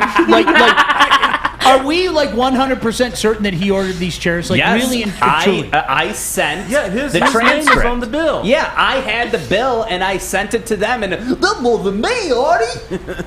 I was up at the my email address. I was at the Charity Fest, messing up with the rides. I mean, making it better. He tried to say someone forged his name. How do you forge a name when the other company types your name on there? They got a different keyboard. Nobody signed it. It's just Tom Mazaway. Well, we have Maz here right now, so Maz, go ahead and chime in. That's what we should have done. Like, just to catch him, we should have sent an email to that email address and said, "Hey, Maz, come in the studio. Sean's got some food." Hey, somebody told me there's some free food. Aha! Hope you got pizza. Well, I guess I got caught. You blame it on Tom Brady. I fooled you guys. Oh, you know what? What a if you said the circus. chairs were great, he'd be all over. Yeah, this is me. Yeah. I bought the chair. Oh, yeah. Yeah. Anyway, I'm sorry because you guys were really having It's great okay. conversation. It's okay. I just Kennedy, pick up where you were. Kennedy, don't worry about it. Sorry for derailing the show, but what's new? Admitted Truly, fault. Own it. Yeah. Own it and move on. I'll say it was 1/4 my fault, 3/4 Maz's fault. I can live with that. I think we all can agree. Nah, see, that just when I thought we were making progress, you dropped a line like that. Maz ordered the he board ordered the too. chairs. Oh, did he? Maz ordered the board that Kennedy's using and the microphone that cuts out. So you know. All right.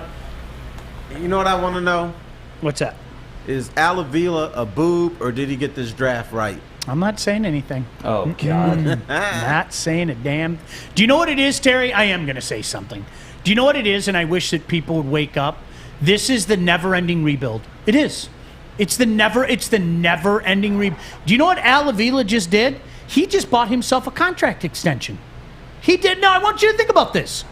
Because who in their right mind is going to question how quickly you move a high school pitcher along?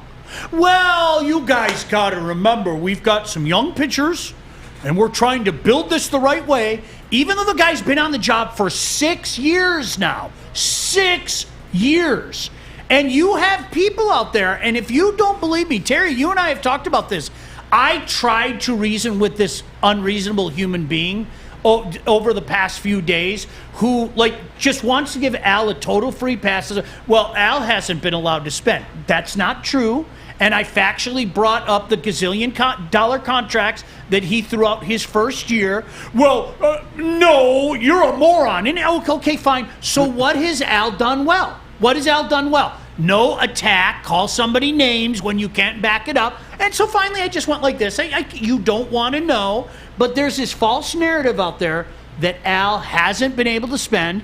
It's a lie. He added over $30 million to the payroll to put the Tigers up to the 4th highest payroll in 2016. That was his first year, including giving out 2 monster contracts to Justin Upton and Jordan Yzerman, plus the $8 million per for Mike Pelfrey. So now, again, Terry, well, he's a high school pitcher, and you have to give these guys time. We aren't going to know what he is for 3 or 4 years. Well, sweet Lord in heaven, that means another extension for Al Avila. It is, Terry, I know I've said this to you, but was my take it's on insanity. it. Slightly different than yours, but Al was hearing all this stuff. Al was on the hot seat. Al was on the hot seat. You know what Al said? The fuck I am. I'm going to get a high school pitcher, and he'll be here in 4 years, and so will I. Yep. That was my take from it. Terry, that's exactly what he just bought a 4-year extension. He's got another free pass for the next 4 years because nobody's going to expect anything from this kid.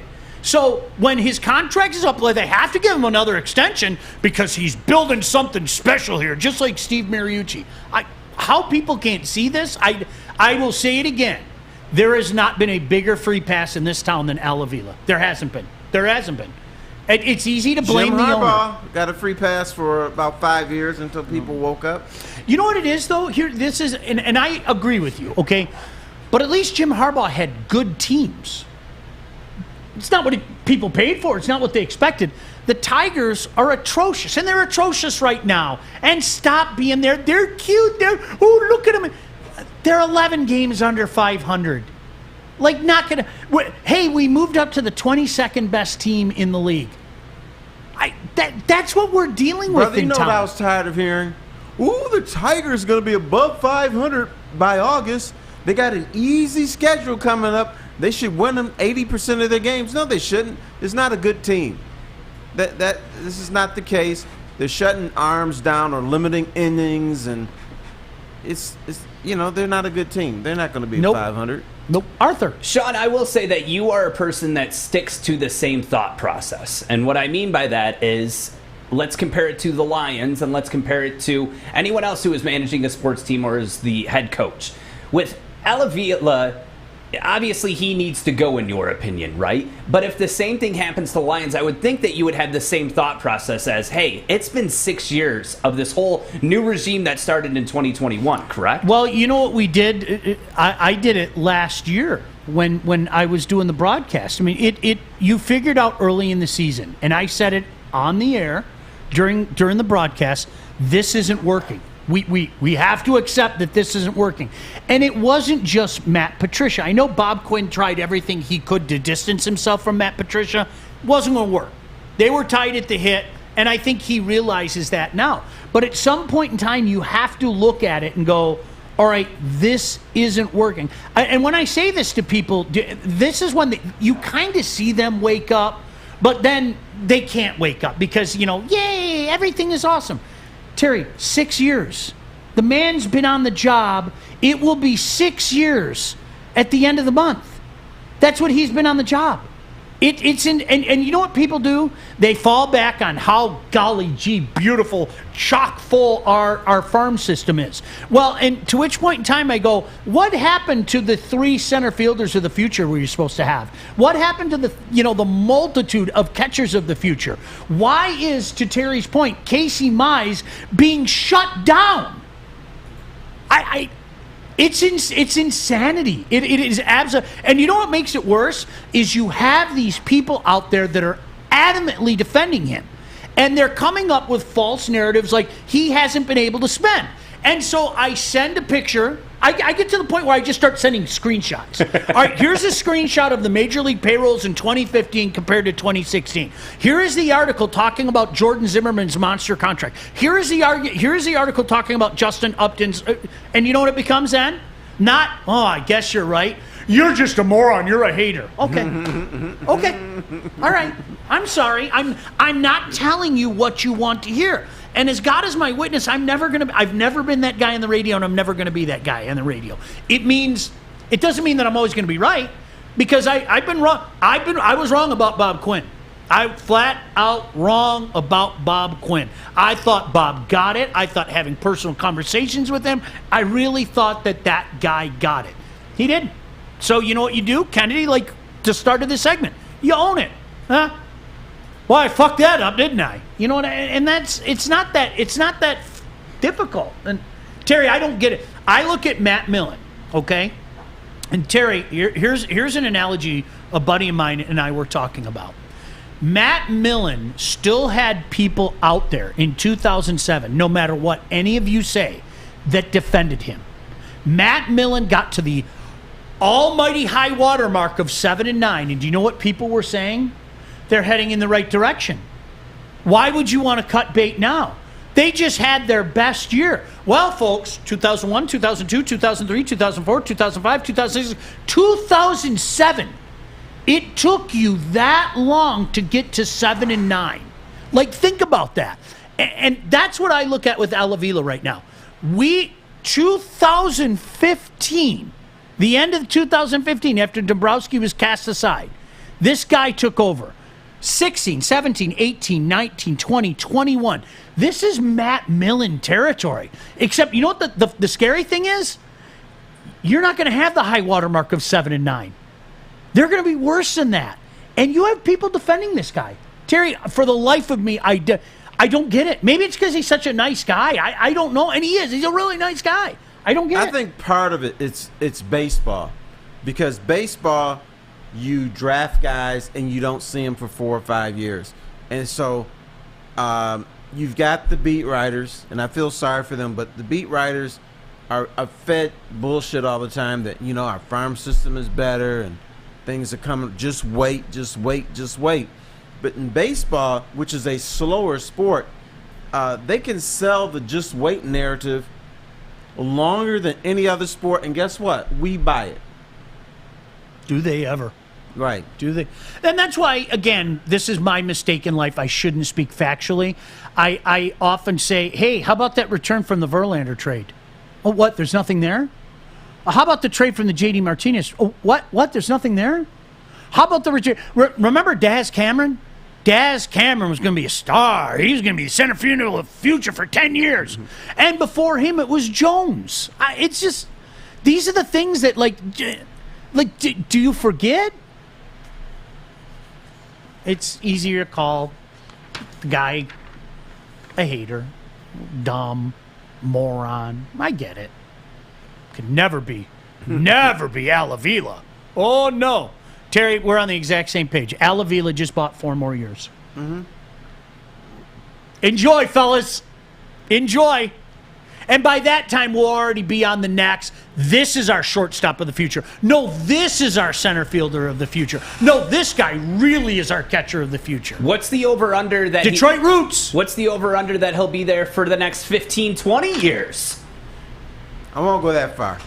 With baseball in full swing, and you've got the NBA Finals, you can make each and every series matter by having a stake in the game at mybookie.ag. Now, regardless of whether you're betting favorites or underdogs, player prop bets, or just looking to make some cash, MyBookie gives you tons of options to make all of your favorite matches a heck of a lot more exciting. And if you're looking to bet for the first time but don't know what to bet on, they are there to help point you in the right direction.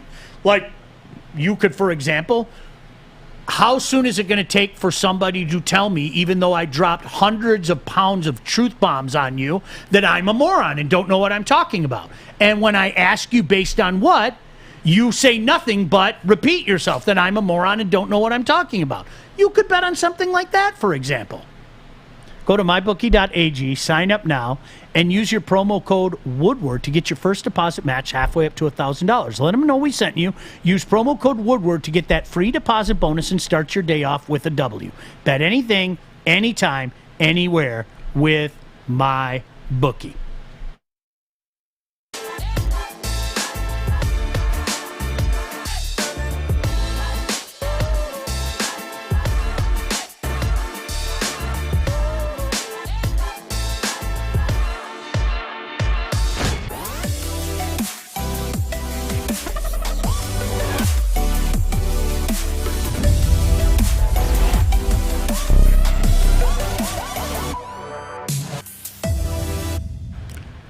Terry, I'm a firm believer in people really see this, but they don't want to see it. Kind of like Art in the Lions. I know he sees it. I know he sees it. This is a work in progress, but he doesn't want to see it. He doesn't want to admit it. He wants to be optimistic. Yeah, and I think Tiger fans are really in that camp right now because you are getting close to the point where you can't make excuses for Al anymore. You can't. And now this is where they're really going to dig their heels in, and they're going to get really mad at you. Like Charles Franklin Perez, centerpiece of the Verlander trade. Look at their returns. This isn't hard. You can, Google is your friend. You can look up J.D. Martinez trade. You can look up Nick Castellanos trade. You can look up Justin Verlander trade. And you can look and see what the return is and how did that turn out. You can also go back. This is really cool. And I've done this on the air before. You can go back and look at the little prospect can't miss rankings of the Tigers for the past 20 years, but in particular in the last 5 years, because Al's the talent evaluator. Well, take a look at all the names on there that were Willie with an I and Frankie Perez and all these can't miss guys that, well, quite frankly, they keep missing. So this is where we're at as a franchise. And that doesn't mean that a guy like Torkelson isn't going to come in and be great. I'm not even saying that. I don't know. This isn't saying that Casey Mize deserves credit for the season he's having. I wish they'd take the training wheels fully off of him. It's mind-boggling to me. This doesn't mean that Green isn't going to be a star, but I'm not doing my job unless I remind you of all the guys' names who we've heard in the last 5. Jacoby Jones, they had a freaking orgasm when they brought him up. Do you guys remember that? Oh yeah, I thought he was going to be the next Chipper Jones. Right? I mean, this is the stuff. And then you know what? They just go quietly into the night, and you never hear from them again because you have the next Detroit Roots guy that we can all slobber over. And then you know what you do? You use my advice. You Google as your friend, and you look up their numbers, and you go, so am I supposed to be excited about this guy down in Erie? Those numbers don't look pretty. Or am I supposed to be excited about this guy at West Michigan or Toledo or whatever the case may be? It's a house built on sand right now, Terry. It just is. I hate to say it, but... And you got to remember, guys, I freaking love the Tigers. I had season tickets for years. World Series 2023, baby! Here we go. It's easier to yell things like that. You know, it's because we're full of people like young Art. I will... Every team is in a rebuild here in Detroit. Yep. Tigers, Red Wings, Pistons, Lions. Now, if you ask a guy like Art, which of these rebuilds are going to end in a championship, I'm willing to bet he'll say at least 3, if not all 4 teams. Well, how long are we talking? Oh, boy. With this rebuild that's happening now, okay. Well, which of the teams will result in a championship when it's all said and done? Not just 10-7 wild card. Okay, well... That doesn't count. Okay. We're talking about and let's be trophy. honest, the Tigers, it's going to be a long time. I can admit that, okay? The Pistons, I would say... within the next 3 years. I'm confident about that. The Wings, maybe within the next 4 years. The Lions, next year. You still You're welcome. are you sticking to 2022? Really? Is that Lions Super Bowl 2022? Does this look like the face of a liar, Sean? So you think Does 3 this of the look 4 like the teams face are of a going to liar? end up with championships? Within the next 5 years, I'll say the Wings within the next 4 to 5 years, the Pistons within the next 3 years, the Tigers, no, and the Lions, how many times do I have to say it? Wow! 2022 Super Bowl champs. I mean, come on.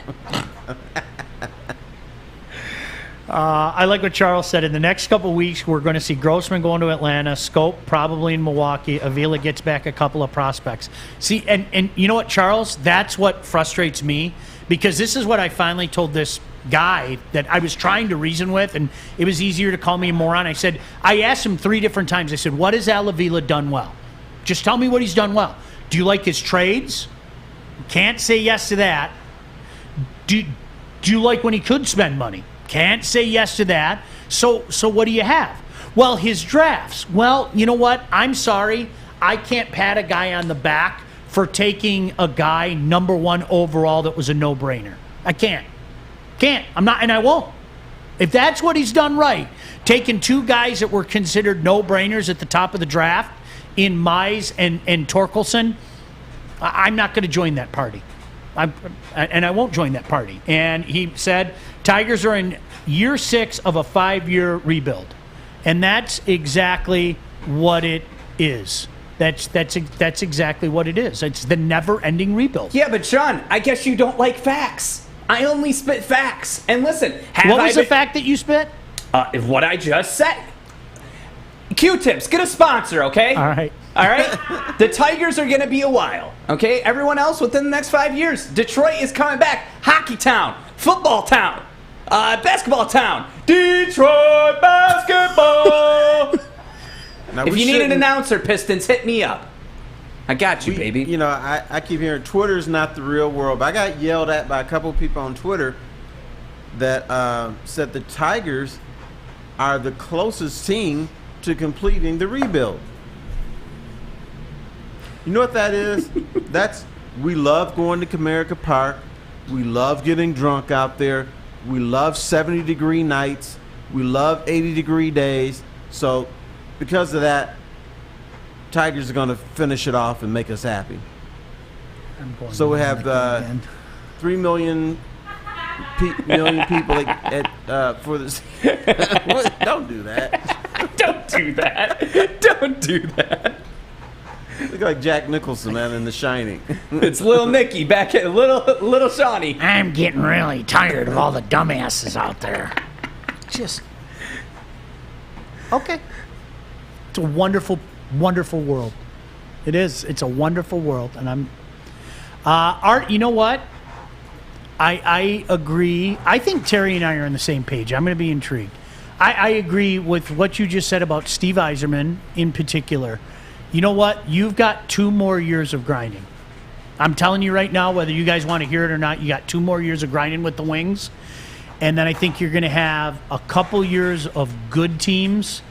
And at the end of 4 years, maybe 5 years, I think you're going to have a team that looks like the Tampa Lightning have looked in the last 8 years. That's right. Listen. I really do. There are 3 things you need to do. Believe, conceive, achieve. Okay? You got to believe in the team that you're supporting. You have to conceive the idea that they're going to get that championship. And then what happens next? It's the easy work. It's achieving it because you've already believed and conceived and achieving, you know? Terry, if you had to pick one, who is the closest? Who would you pick? Next championship, I would pick the Pistons. Me too. Me too. It's just easier to do. They got the number 1 pick. I'm assuming Cade Cunningham can really ball out. They got young guys that are playing above their heads or better than I thought they'd be. I think Troy Weaver's the real deal. How long, Terry? How long? How long until they get a championship? How many years? Championship. Even then, that'd probably be before we start talking about Pistons as championship contenders. Probably 3 years. Okay. But you said the exact. I was holding 3 up while you were talking. Terry. But Lions 2022, right? 22 years from now. Okay, maybe. I don't. Yeah, I can just mute him if we need to. Excuse me, Fish Jr.? I'll just mute you if you keep it up. Well, don't hit the wrong button and take us off air again. Jesus. Kennedy, when did you get a tattoo on your arm? Not a week ago? Not no church girl no more. When was it? Have you ever seen that before? I never saw that before. No, it's new. It's still like crusty and gross. So when did you get it? What is it of? It's a SpongeBob reference. It's a spider? I should have gotten a spider. No, it's a SpongeBob reference. It says good noodle with stars. So if anyone's a SpongeBob fan, Mrs. Puff gives her students stars on the chalkboard every time they're good, and she calls them good noodles. You know what my favorite sandwich is? What? Krabby Patties. I love the Krabby Patty. You gotta love Krabby Patties. Sean Baligian here for Krabby Patties. Krabby Patties and WAP. Did you learn how to drive at Mrs. Puff's driving school? I could have, because I failed my first driver's test. I had to take it twice. Is that really a surprise to you, Sean? No. We had a conversation before the show began, too, where I asked if Arthur regretted his tattoos, and he said he did. No, I did not say that. Did. Yes, you did. I said I cover them up, and I regret one of my tattoos. So you did. Yeah, I said that I regret one, not all of them. And you cover them up. See, if you didn't regret them, why would you cover them up? I covered one up because it was like hey, let's go on a date and get matching tattoos, and that didn't work out very well. Boy, that doesn't sound like regret. No. I believed and conceived and achieved that dumbass idea. Kennedy, do you think you'll regret that when you're, as old as me? Maybe. I found out after I already got it that yellow is actually the only tattoo color that you can't get removed. So well, you done fucked up there. They're stuck. She'll be fine. It's on the inside of the arm and it's not a sleeve, so she won't regret it. No, I don't think I will. It's something that I look at and it makes me laugh and makes me smile, so that's all that matters. Yeah, it's your body, your choice. Exactly. Yeah. Can't wait to explain it to my mom, though. I'm a little nervous. She doesn't know yet? No. It's interesting. A lot of people are saying, Charles, I think the Lions and the Wings are the closest. It's hard to win a Super Bowl. It is. It's hard to win a Super Bowl. And you're talking about a franchise that first has to get to the level of really, Terry, that they were at in the 90s. The Lions were a good team more often than not in the 90s. But they got to the playoffs and lost every time but one. They were good when they had the fifth place schedule. Yep. They were not good when they had the first place schedule. And listen, to get to that point, I always use the term, are the usual suspects. There's just a group of teams in the National Football League that are just always good or always suck. And then the rest of the NFL is on an elevator. And the Vikings. Oh, look at us. We won 12 games. Oh, rats, we're back down to 6. Hey, we won 11 games. We're real. Oh. Then they go back to 7. I mean, that's the NFL today. It's hard to get in that group of usual suspects and stay in that usual group of suspects. So, to me, the first step is just getting to that point. Winning a championship is altogether different. It just is. You've got to say, we can look at New Orleans, Tampa, Green Bay, just in their division, eye to eye, or in their conference. We can look at them. We have our franchises just as good as them. Our players is just as good as them.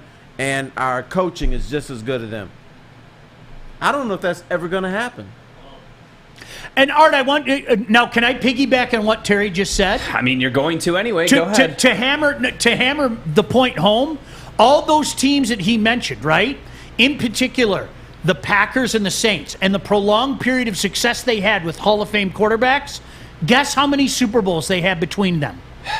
2. I know, but Sean, you're missing. That's how difficult it is to win. Tom Brady takes all the Super Bowls and he hides them. Not according to Baz. And here's the other thing, too, okay? Here's the other thing, too. You're just not in biting kneecaps mentality right now. You're in the same old, like, oh, the Lions got screwed again by the refs. You have to be in the mentality. Believe, conceive, achieve, baby. I agree with, I cannot stand the same old Lions mentality. I can't. But you know how you change the same old Lions mentality? You have to prove it. You can't talk about doing it. And we're gonna prove it. I'm so sick of this negative mentality in here. What are we doing? Do you want to go out and you want to get fumbles, or do you want to make a roll? Arthur, you're not. Can I finish my sentence now? I'm sorry. Now I know why Joy gets mad. Now I know why Joy gets mad. You just opened up. Can I finish my sentence? Go ahead. It's your show. I like these guys. No, you don't. It's not going to happen overnight. And I'll bring it up 1,000 times. I cannot believe in the whole mentality of the Lions suck and are always going to suck. All you need to do is bring in the right people. Michigan State football is always going to be an also-ran. The Golden State Warriors are a meaningless franchise in a meaningless city. You bring the right people in and you can change that crap right away. 2-2, baby. There's my man Kenny. Thanks for showing up to the fights. 10-7. Did someone? Oh, hang on. We got a phone call. Roger, is that you, Super Bowl? Yeah, we'll be there, baby. That negative attitude, and you know what? Ted Nugent, Kid Rock, and Bob Seger performing at the Super Bowl this year, so suck it. Suck it. I'm so sick of this crap. What's he going to say when they win 5 or 6 games this year? I'm not going to say it because it's not going to happen. They're going to double that, 10-12. See? Oh, no, 10. You see what we're doing? You see? It's already happening. Terry? And he told us not to laugh at him today. I can't help it. Right there. Right Can't there. help it. You're at 10 to 12 and a half hour. You're going to be at 19 to 22 by the time August 1st hits. I don't know if you know this. There's only 17 games. No, but you're going to find a way. Because with the playoff wins, and then they're going to send the Lions to the Pro Bowl, and they're going to win that too. Can we get 22-2? Let's get a let's go! Let's go! Come on, Terry, let's go! No? All right, thank you. Detroit Lions, let's go! That's right. Hey, our friends at PAM, the Public Adjusters of Michigan, are giving you the chance to win a twosome in the 3rd annual Darren McCarty Charity Golf Outing on August 6th at the Links of Novi. The event is totally sold out, so the only way to get in is to win. Now, to enter for your chance, go to woodwardsports.com and look for the PAM logo to register. PAM represents the insured for property insurance claims, homeowners and commercial property, fire, wind, and smoke. They get you money, they do all the work. Why wouldn't you want to have them do it? Call PAM first. And be sure to go to woodwardsports.com and register for a chance to win a twosome in the Darren McCarty Charity Golf Outing. You know what? We are late for the crypto. If you use this phrase, the first person will get you in for the opportunity for the $25K kick for crypto. Say 22-1 Lions. Okay, that's not even. And we will get you registered. All right. Art will be mad that you're calling for a loss, but 22-1 Lions, and we'll get you registered right here on Woodward Sports. Tony is a 3rd-generation logger that has a simple, practical approach to life and work. That's why his Coast DX342 knife is perfect for him. The stainless steel blade is rust resistant and made for all-weather use. And the double roll lock safety ensures that it will never inadvertently close when he doesn't want it to. That's why Coast is trusted tough. The black players missed the thing. This shit's gonna hit the fan. I didn't see it coming. In case you missed it, and this is just sad. There's no other way to say it. So I've said this before. I enjoy soccer. I'm not one of those people that's ever going to try to cram it down your throat because I know a majority of you don't care. But I really do enjoy soccer. And I got a chance to watch the Copa the other night. Congratulations to Argentina. Taking home the hardware, beating Brazil in Brazil. And then the Euro yesterday culminated, and congratulations to Italy for knocking off England at venerable Wembley Stadium. And it was how it ended that was shocking, quite frankly, because, Terry, I thought as I was watching it, I didn't know you were watching it as well at the time, and you were watching it with your son. I was watching it with my son and daughter. When England's keeper, Pickford, made a stop, I was like, wow, England's finally going to win something. Because England has been the most overrated, overhyped country for soccer for 50 years. They really have been. They have won absolutely nothing. But they're going to win it next time. But they're going to win it next time.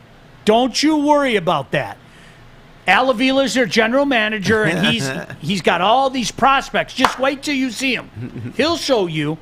But Pickford makes a stop, and it looks like it's England, and, you know, their 55-year drought is over. And then 3 black players came up in succession to take the penalty kicks. 1 hit the post, 2 got stopped.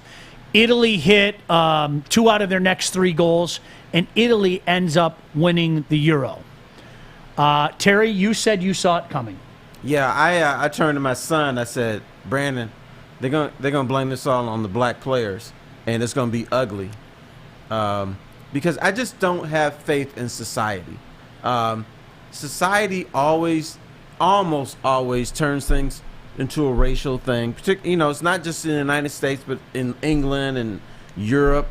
You know, players still have bananas thrown at them. People haven't figured out that we're all the same. People haven't figured out that we all have flaws. People haven't figured out that we just want to be treated like everybody else. But as soon as those black players missed that, I just said, shit's about to hit the fan. Because that's what society does. It's what we do. It was unbelievable. I saw last night, so the game ended, I don't know, a little bit before 6. And I had some things to do, so I checked back in. I was doing my prep for the show, and I saw this story and sent it to Terry and Kennedy and Art. Because I again, Terry, to your point, I'm in one of my... I kind of peeked my head back in last week, and then I got what I expected. I popped my head in and got called a moron because I had the audacity to tell a guy that Al Avila did actually spend money, and he called me a moron, and okay, I'm gone again. It was like Groundhog's Day. I saw my shadow, so I popped back out for another 6 weeks. But those are the kind of reasonable people that he said something false. I proved it to him. I'm a moron. I go back to sleep for 6 months or 6 weeks. Why don't you just ban him? I saw this story on ESPN and sent it to you guys. And then I was looking at Twitter, and it is... How could you say the things that like people say? It's just... And I'm not going to give it the time of day to put up any tweets or anything like that, because I think that glorifies it. If you're really interested in seeing some of the things that were said, you can go find it. But yes, the I don't know if you know this, England lost because of the black people, and they didn't use the word black people. Just to give you a heads up. And the black people did it on purpose. They did. I don't know if you knew that. Yeah, they did it on purpose. They So we're going to screw our own country. What do you do to combat this and to stop it? Because it's not just happening in soccer. It happens in the MMA world, too, when somebody... Oh, God, he's here. Never mind. Go ahead, Sean. It's back to you. No, but it happens in all sports, it seems, to where they automatically use race as a target point. What needs to happen as a society? I mean... Obviously, with the internet, there's you could be anonymous and say the most hateful stuff ever. But what needs to happen? Because it seems like it's never going. But it's anonymity gives you courage. If we are together in a room, and this is Terry, this is Sean, this is Kenny. Guess what? We're civil. But then you get you hide behind a Twitter mask. Then all of a sudden, that mob mentality hits, and then I'm a little bit braver. I'm going to say stuff I shouldn't say, and it's kind of like the mob mentality. People don't riot as a general rule. People don't burn down buildings. People don't storm a Capitol. But in a mob mentality, that's what you got do. It. I don't have to be held accountable. You don't know my name, so I'll do whatever I feel like doing. I'll be the biggest ass, and then if you check me on it, you're the ass, or you're soft. That's the mentality. I love that. Isn't that great? You're soft. Gosh, I love that. And the unfortunate thing in our business, and I think Terry, you know this. Art, you probably knew this in your time in this business. There are people that you see on a daily basis, every single day, who to your face play like they're your buddy, and they are posting under alias web names and Twitter accounts, blasting you, me, and Terry. What's every crazy though day. is most of them. And I'm telling you, there are two people I know definitively did that. Prominent media people did it all the time, and it's like they're media people. You know who it is. I'm not. Yeah, okay. And I know who it is too. And here's the thing: those people are snakes. And those people are cowards, because if I say something, I stand by it. When I say something, I use my best judgment and my heart or my feelings and my brain to say it, but I don't hide behind a screen. And the problem is that you have that cause of like, hey, I could say something because I could stand behind this and you'll never know who I am. But the problem is people make errors and you find out who they are. And I've always said, how do you defend yourself from that which you can't see anyway? Like, I'll own anything that I said or anything that I did. Anything. Yeah. Like I'm not one of those people. I tell, like we told Kennedy earlier, preach account. If I fuck something up, I pray I'm the first person to tell you. I can't own something that didn't happen. So, at that point in time, you have two choices. You can let it drive you crazy, or you can go, dude, I feel sorry for you. There's some issues in your life. And you know what? What did what's his name say? Poirier say? Karma will get you. Yeah, karma's a mirror. I don't have to do anything. Karma will get you. Here's the thing, though. I've never felt so passionately against something or felt so negative about something that I wouldn't say on my own page. I don't need to create a troll account or a fake account to say something that I believe in, because I'm not gonna stand behind something but hide behind a curtain to where you don't know who I am. And I think that's the problem with society now. Before, if you're in traffic and you don't like somebody, you say it to them and you're saying it face to face, and whatever comes with that comes with that. But now we live in a society to where it seems this thing here just creates ghosts almost. It creates people to where it's like, oh, I can say something and hide behind it. I hate that. Or think about, if you're in traffic, you're more likely to get in front of somebody in line. But you don't walk up to somebody and just take cuts. But if you're in your car, a lot of times you do that. Yeah. I've seen that happen. Oh, yeah. Well, Art, to your point, and I think this goes hand in hand with what you said, I think we all know people that they don't like who they are. Oh, exactly. They haven't liked who they are since they were younger. And Twitter now allows them to be something that they wish themselves to be. And there are people in my life, not so much in my life because I have a way of kind of sweeping them the other way, that I've watched these people turn into something on Twitter that, who are you? You're like this meek, nice guy every time I'm in the same room with you. But when you go on Twitter, you're fire and brimstone guy. So a lot of that, and I'm not being mean, it's There's so much self-disdain.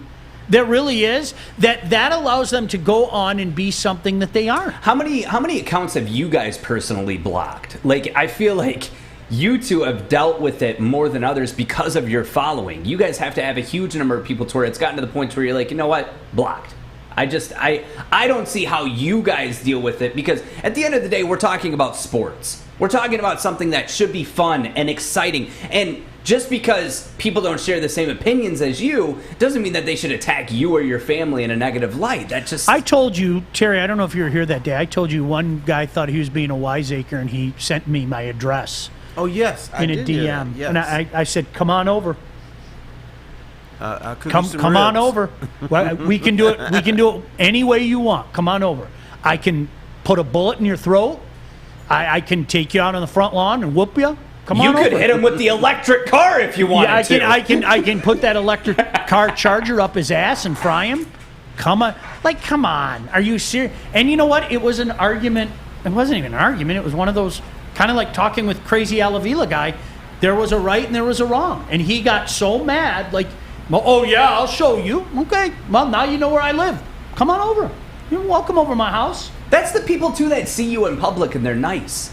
Oh, it's like, absolutely. wait, just 2 weeks ago or just today you were on socials talking, like, I'm right here. If you want to whoop my ass, I'm right here. I've had my ass beat before. It sucks, but if you're going to do all that talk, what are we waiting for? I like Terry. I like when you give it back. I've respected that from afar, seriously, for a while. I don't do it often. Sometimes I do. But here's I love when here's you what give it they back. think. They can come at you as hard as they can. Absolutely. But you're not supposed to do anything. Oh, no, don't bite back. Don't bite back. Terry, you're classless. Right. I used to think real highly of you. I can't believe you said what you just said. I lost respect for you because I called you a bitch and you called me a bitch back. Yeah, right. Hi, Kennedy. Hi. I think Kendra brings up a good point. She said she wrote her psych paper on mob mentality, and I think this is an issue we've been seeing a lot in sports as well. So we've seen it with the soccer games and the chanting racist and or homophobic things. And then we had the story a few weeks ago where it's trickled down now to a high school level, and there was a basketball team in California that played against a predominantly Mexican team or Latina team or something like that. And when the team lost, the student section threw tortillas at them. So do you think this, like, oh, well, if we do it in a group is also an issue that we're starting to see now?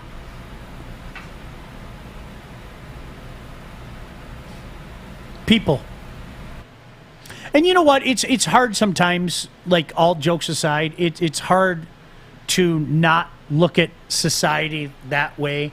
And I just have to also remind myself there are a lot of wonderful people out there. That, like, all jokes aside, I have to remind myself, and, you know, it's all right. It's all good. This is quite possibly the best comment ever. Snooty Sean has pre-Malone on his payroll for Keyboard Warriors. Just the axe comes out. Malone. That's all I have to do. Terry, do your Snooty Sean impersonation because it's great.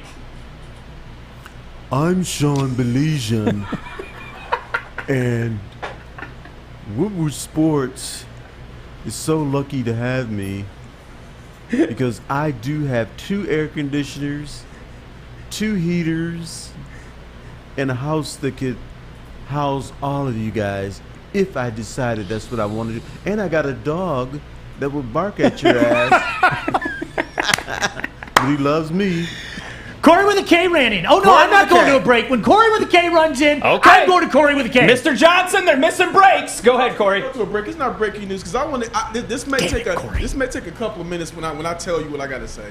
All right, Woodward Sports. Corey, are you a Longhorn today or? Turn the mic on. Okay. The mic is on. Oh, okay. Woodward Sports. Well, all right. Well, then I guess. Woodward Sports. All right. Well, then we're doing. Okay, bye. We are here, downtown Fenton, my favorite Bridge Street Exchange. That's right. And you want to switch up your wardrobe this summer? It's this easy. You ready, Joey? I'm ready. All right, you ready? I like it. You want to do it again? Yeah, let's do it again. All right. Ooh, Brixton. Nice. One more time? Yes.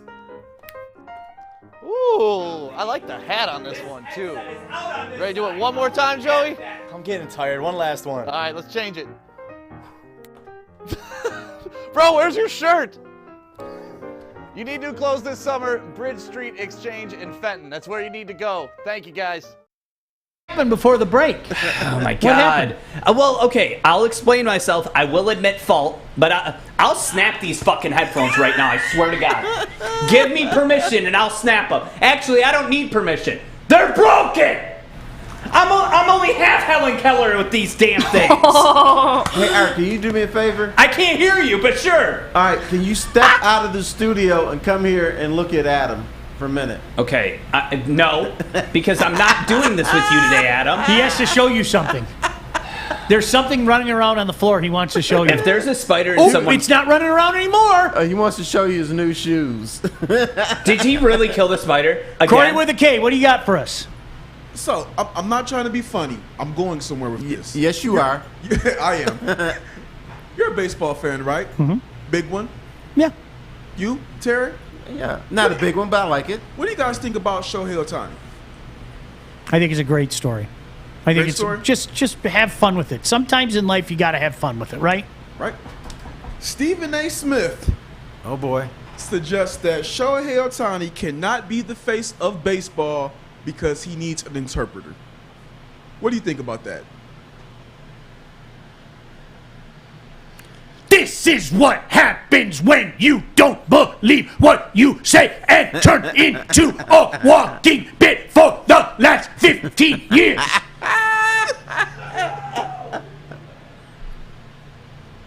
I don't watch any of those shows, so It just came up, and I had to. There's not one of those shows. I've said it, but I don't watch any of those. When I'm watching a show, and I have to ask myself, does that guy really believe what he just said? I don't watch it. I just had to throw that out there and get your opinion. How did the Red Wings do with guys that needed interpreters? Even though we all knew damn well they knew English, they played a game. How did the Red Wings do? Hockey is not on the same level nationwide as baseball, True. so there's a big difference. True. It's like people always get pissed. Like if a hockey player sexually assaults someone, how come it's not as big a story as an NBA player? It's because people just don't care about the NHL as much. So it's always on the back burner. And this is the same case with the NHL. I mean, Sergei Fedorov, he spoke English, but if he didn't, let's say he didn't, he could still be the face of hockey, but he couldn't be the face of baseball. Yeah. It's just silly. It's a great story. It's fun. Guys launching home runs. Who doesn't get into that? And getting people out at the on the mound. I think it's a great story. It's the best. How about this? It's the best story in baseball. Then there are guys like Sammy Sosa who spoke perfect English, but when he was on Capitol Hill, didn't understand a word you said. Right. And suddenly he couldn't speak anymore. He's dropping me no speak English, and I'm going, knock it off! You were on my TV every night for 2 months. And then he turned white. Yeah, he did it. Right. I don't know what happened. He forgot English and turned white. Who cares? Sometimes, you know what? Sometimes you just enjoy a story, right? And I think Ohtani's been a great story. I don't know the lasting power. How many of these guys have we heard, these can't-miss players from Japanese, come over here from Japan, and these Japanese players come over here and they either miss or they have a good first year, and then people kind of figure them out. This is a guy that's kind of breaking that. He and Ichiro are the two guys that kind of broke that mold, right? Because they've had to wait till you see this pitcher. And he lasts for a year. He lasts for a couple of years. Ichiro and Ohtani have gone like that. And he's a long way to get there from where I'll say Ichiro something was. controversial. Mike Trout can't be the face of baseball because he doesn't have a personality. How about that? You not only have to play, but you have to communicate. You have to at least pretend that you love fans. That's Mike Trout. It is. Right. I just ate a sub. You should eat one too. Go Eagles. That's Mike Trout. Hey, Sean. You know what? I posted on our Woodward Sports, and there's a guy who agrees with you. He says he really can't believe all of the nonsense that comes out of his mouth. I don't watch those shows. I'm serious. Rip is the worst. Rip is the absolute worst. How anybody? I don't understand. I don't get it. But you know what? To make it on ESPN, you got to say stupid stuff. Yep. with no bases. You got to yell and you got to do like this. Yeah, you can't. It doesn't work. If you can do that, you get paid. Hey, Sean. Also, I don't believe Ohtani's the only guy out there that needs an interpreter in MLB. I could be wrong. Could be wrong. There were, I know there were a few guys with the White Sox for a while. There were a few guys that they brought over with the White Sox that were like that needed the interpreter. Yes, Arthur.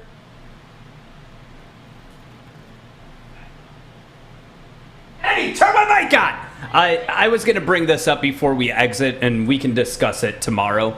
But regarding the 10-7 record, Can we turn the air off in this place? This place is cold. Art should get a 10-7 tattoo. Put your ink where your mouth is. We can discuss that tomorrow. I'm open for it.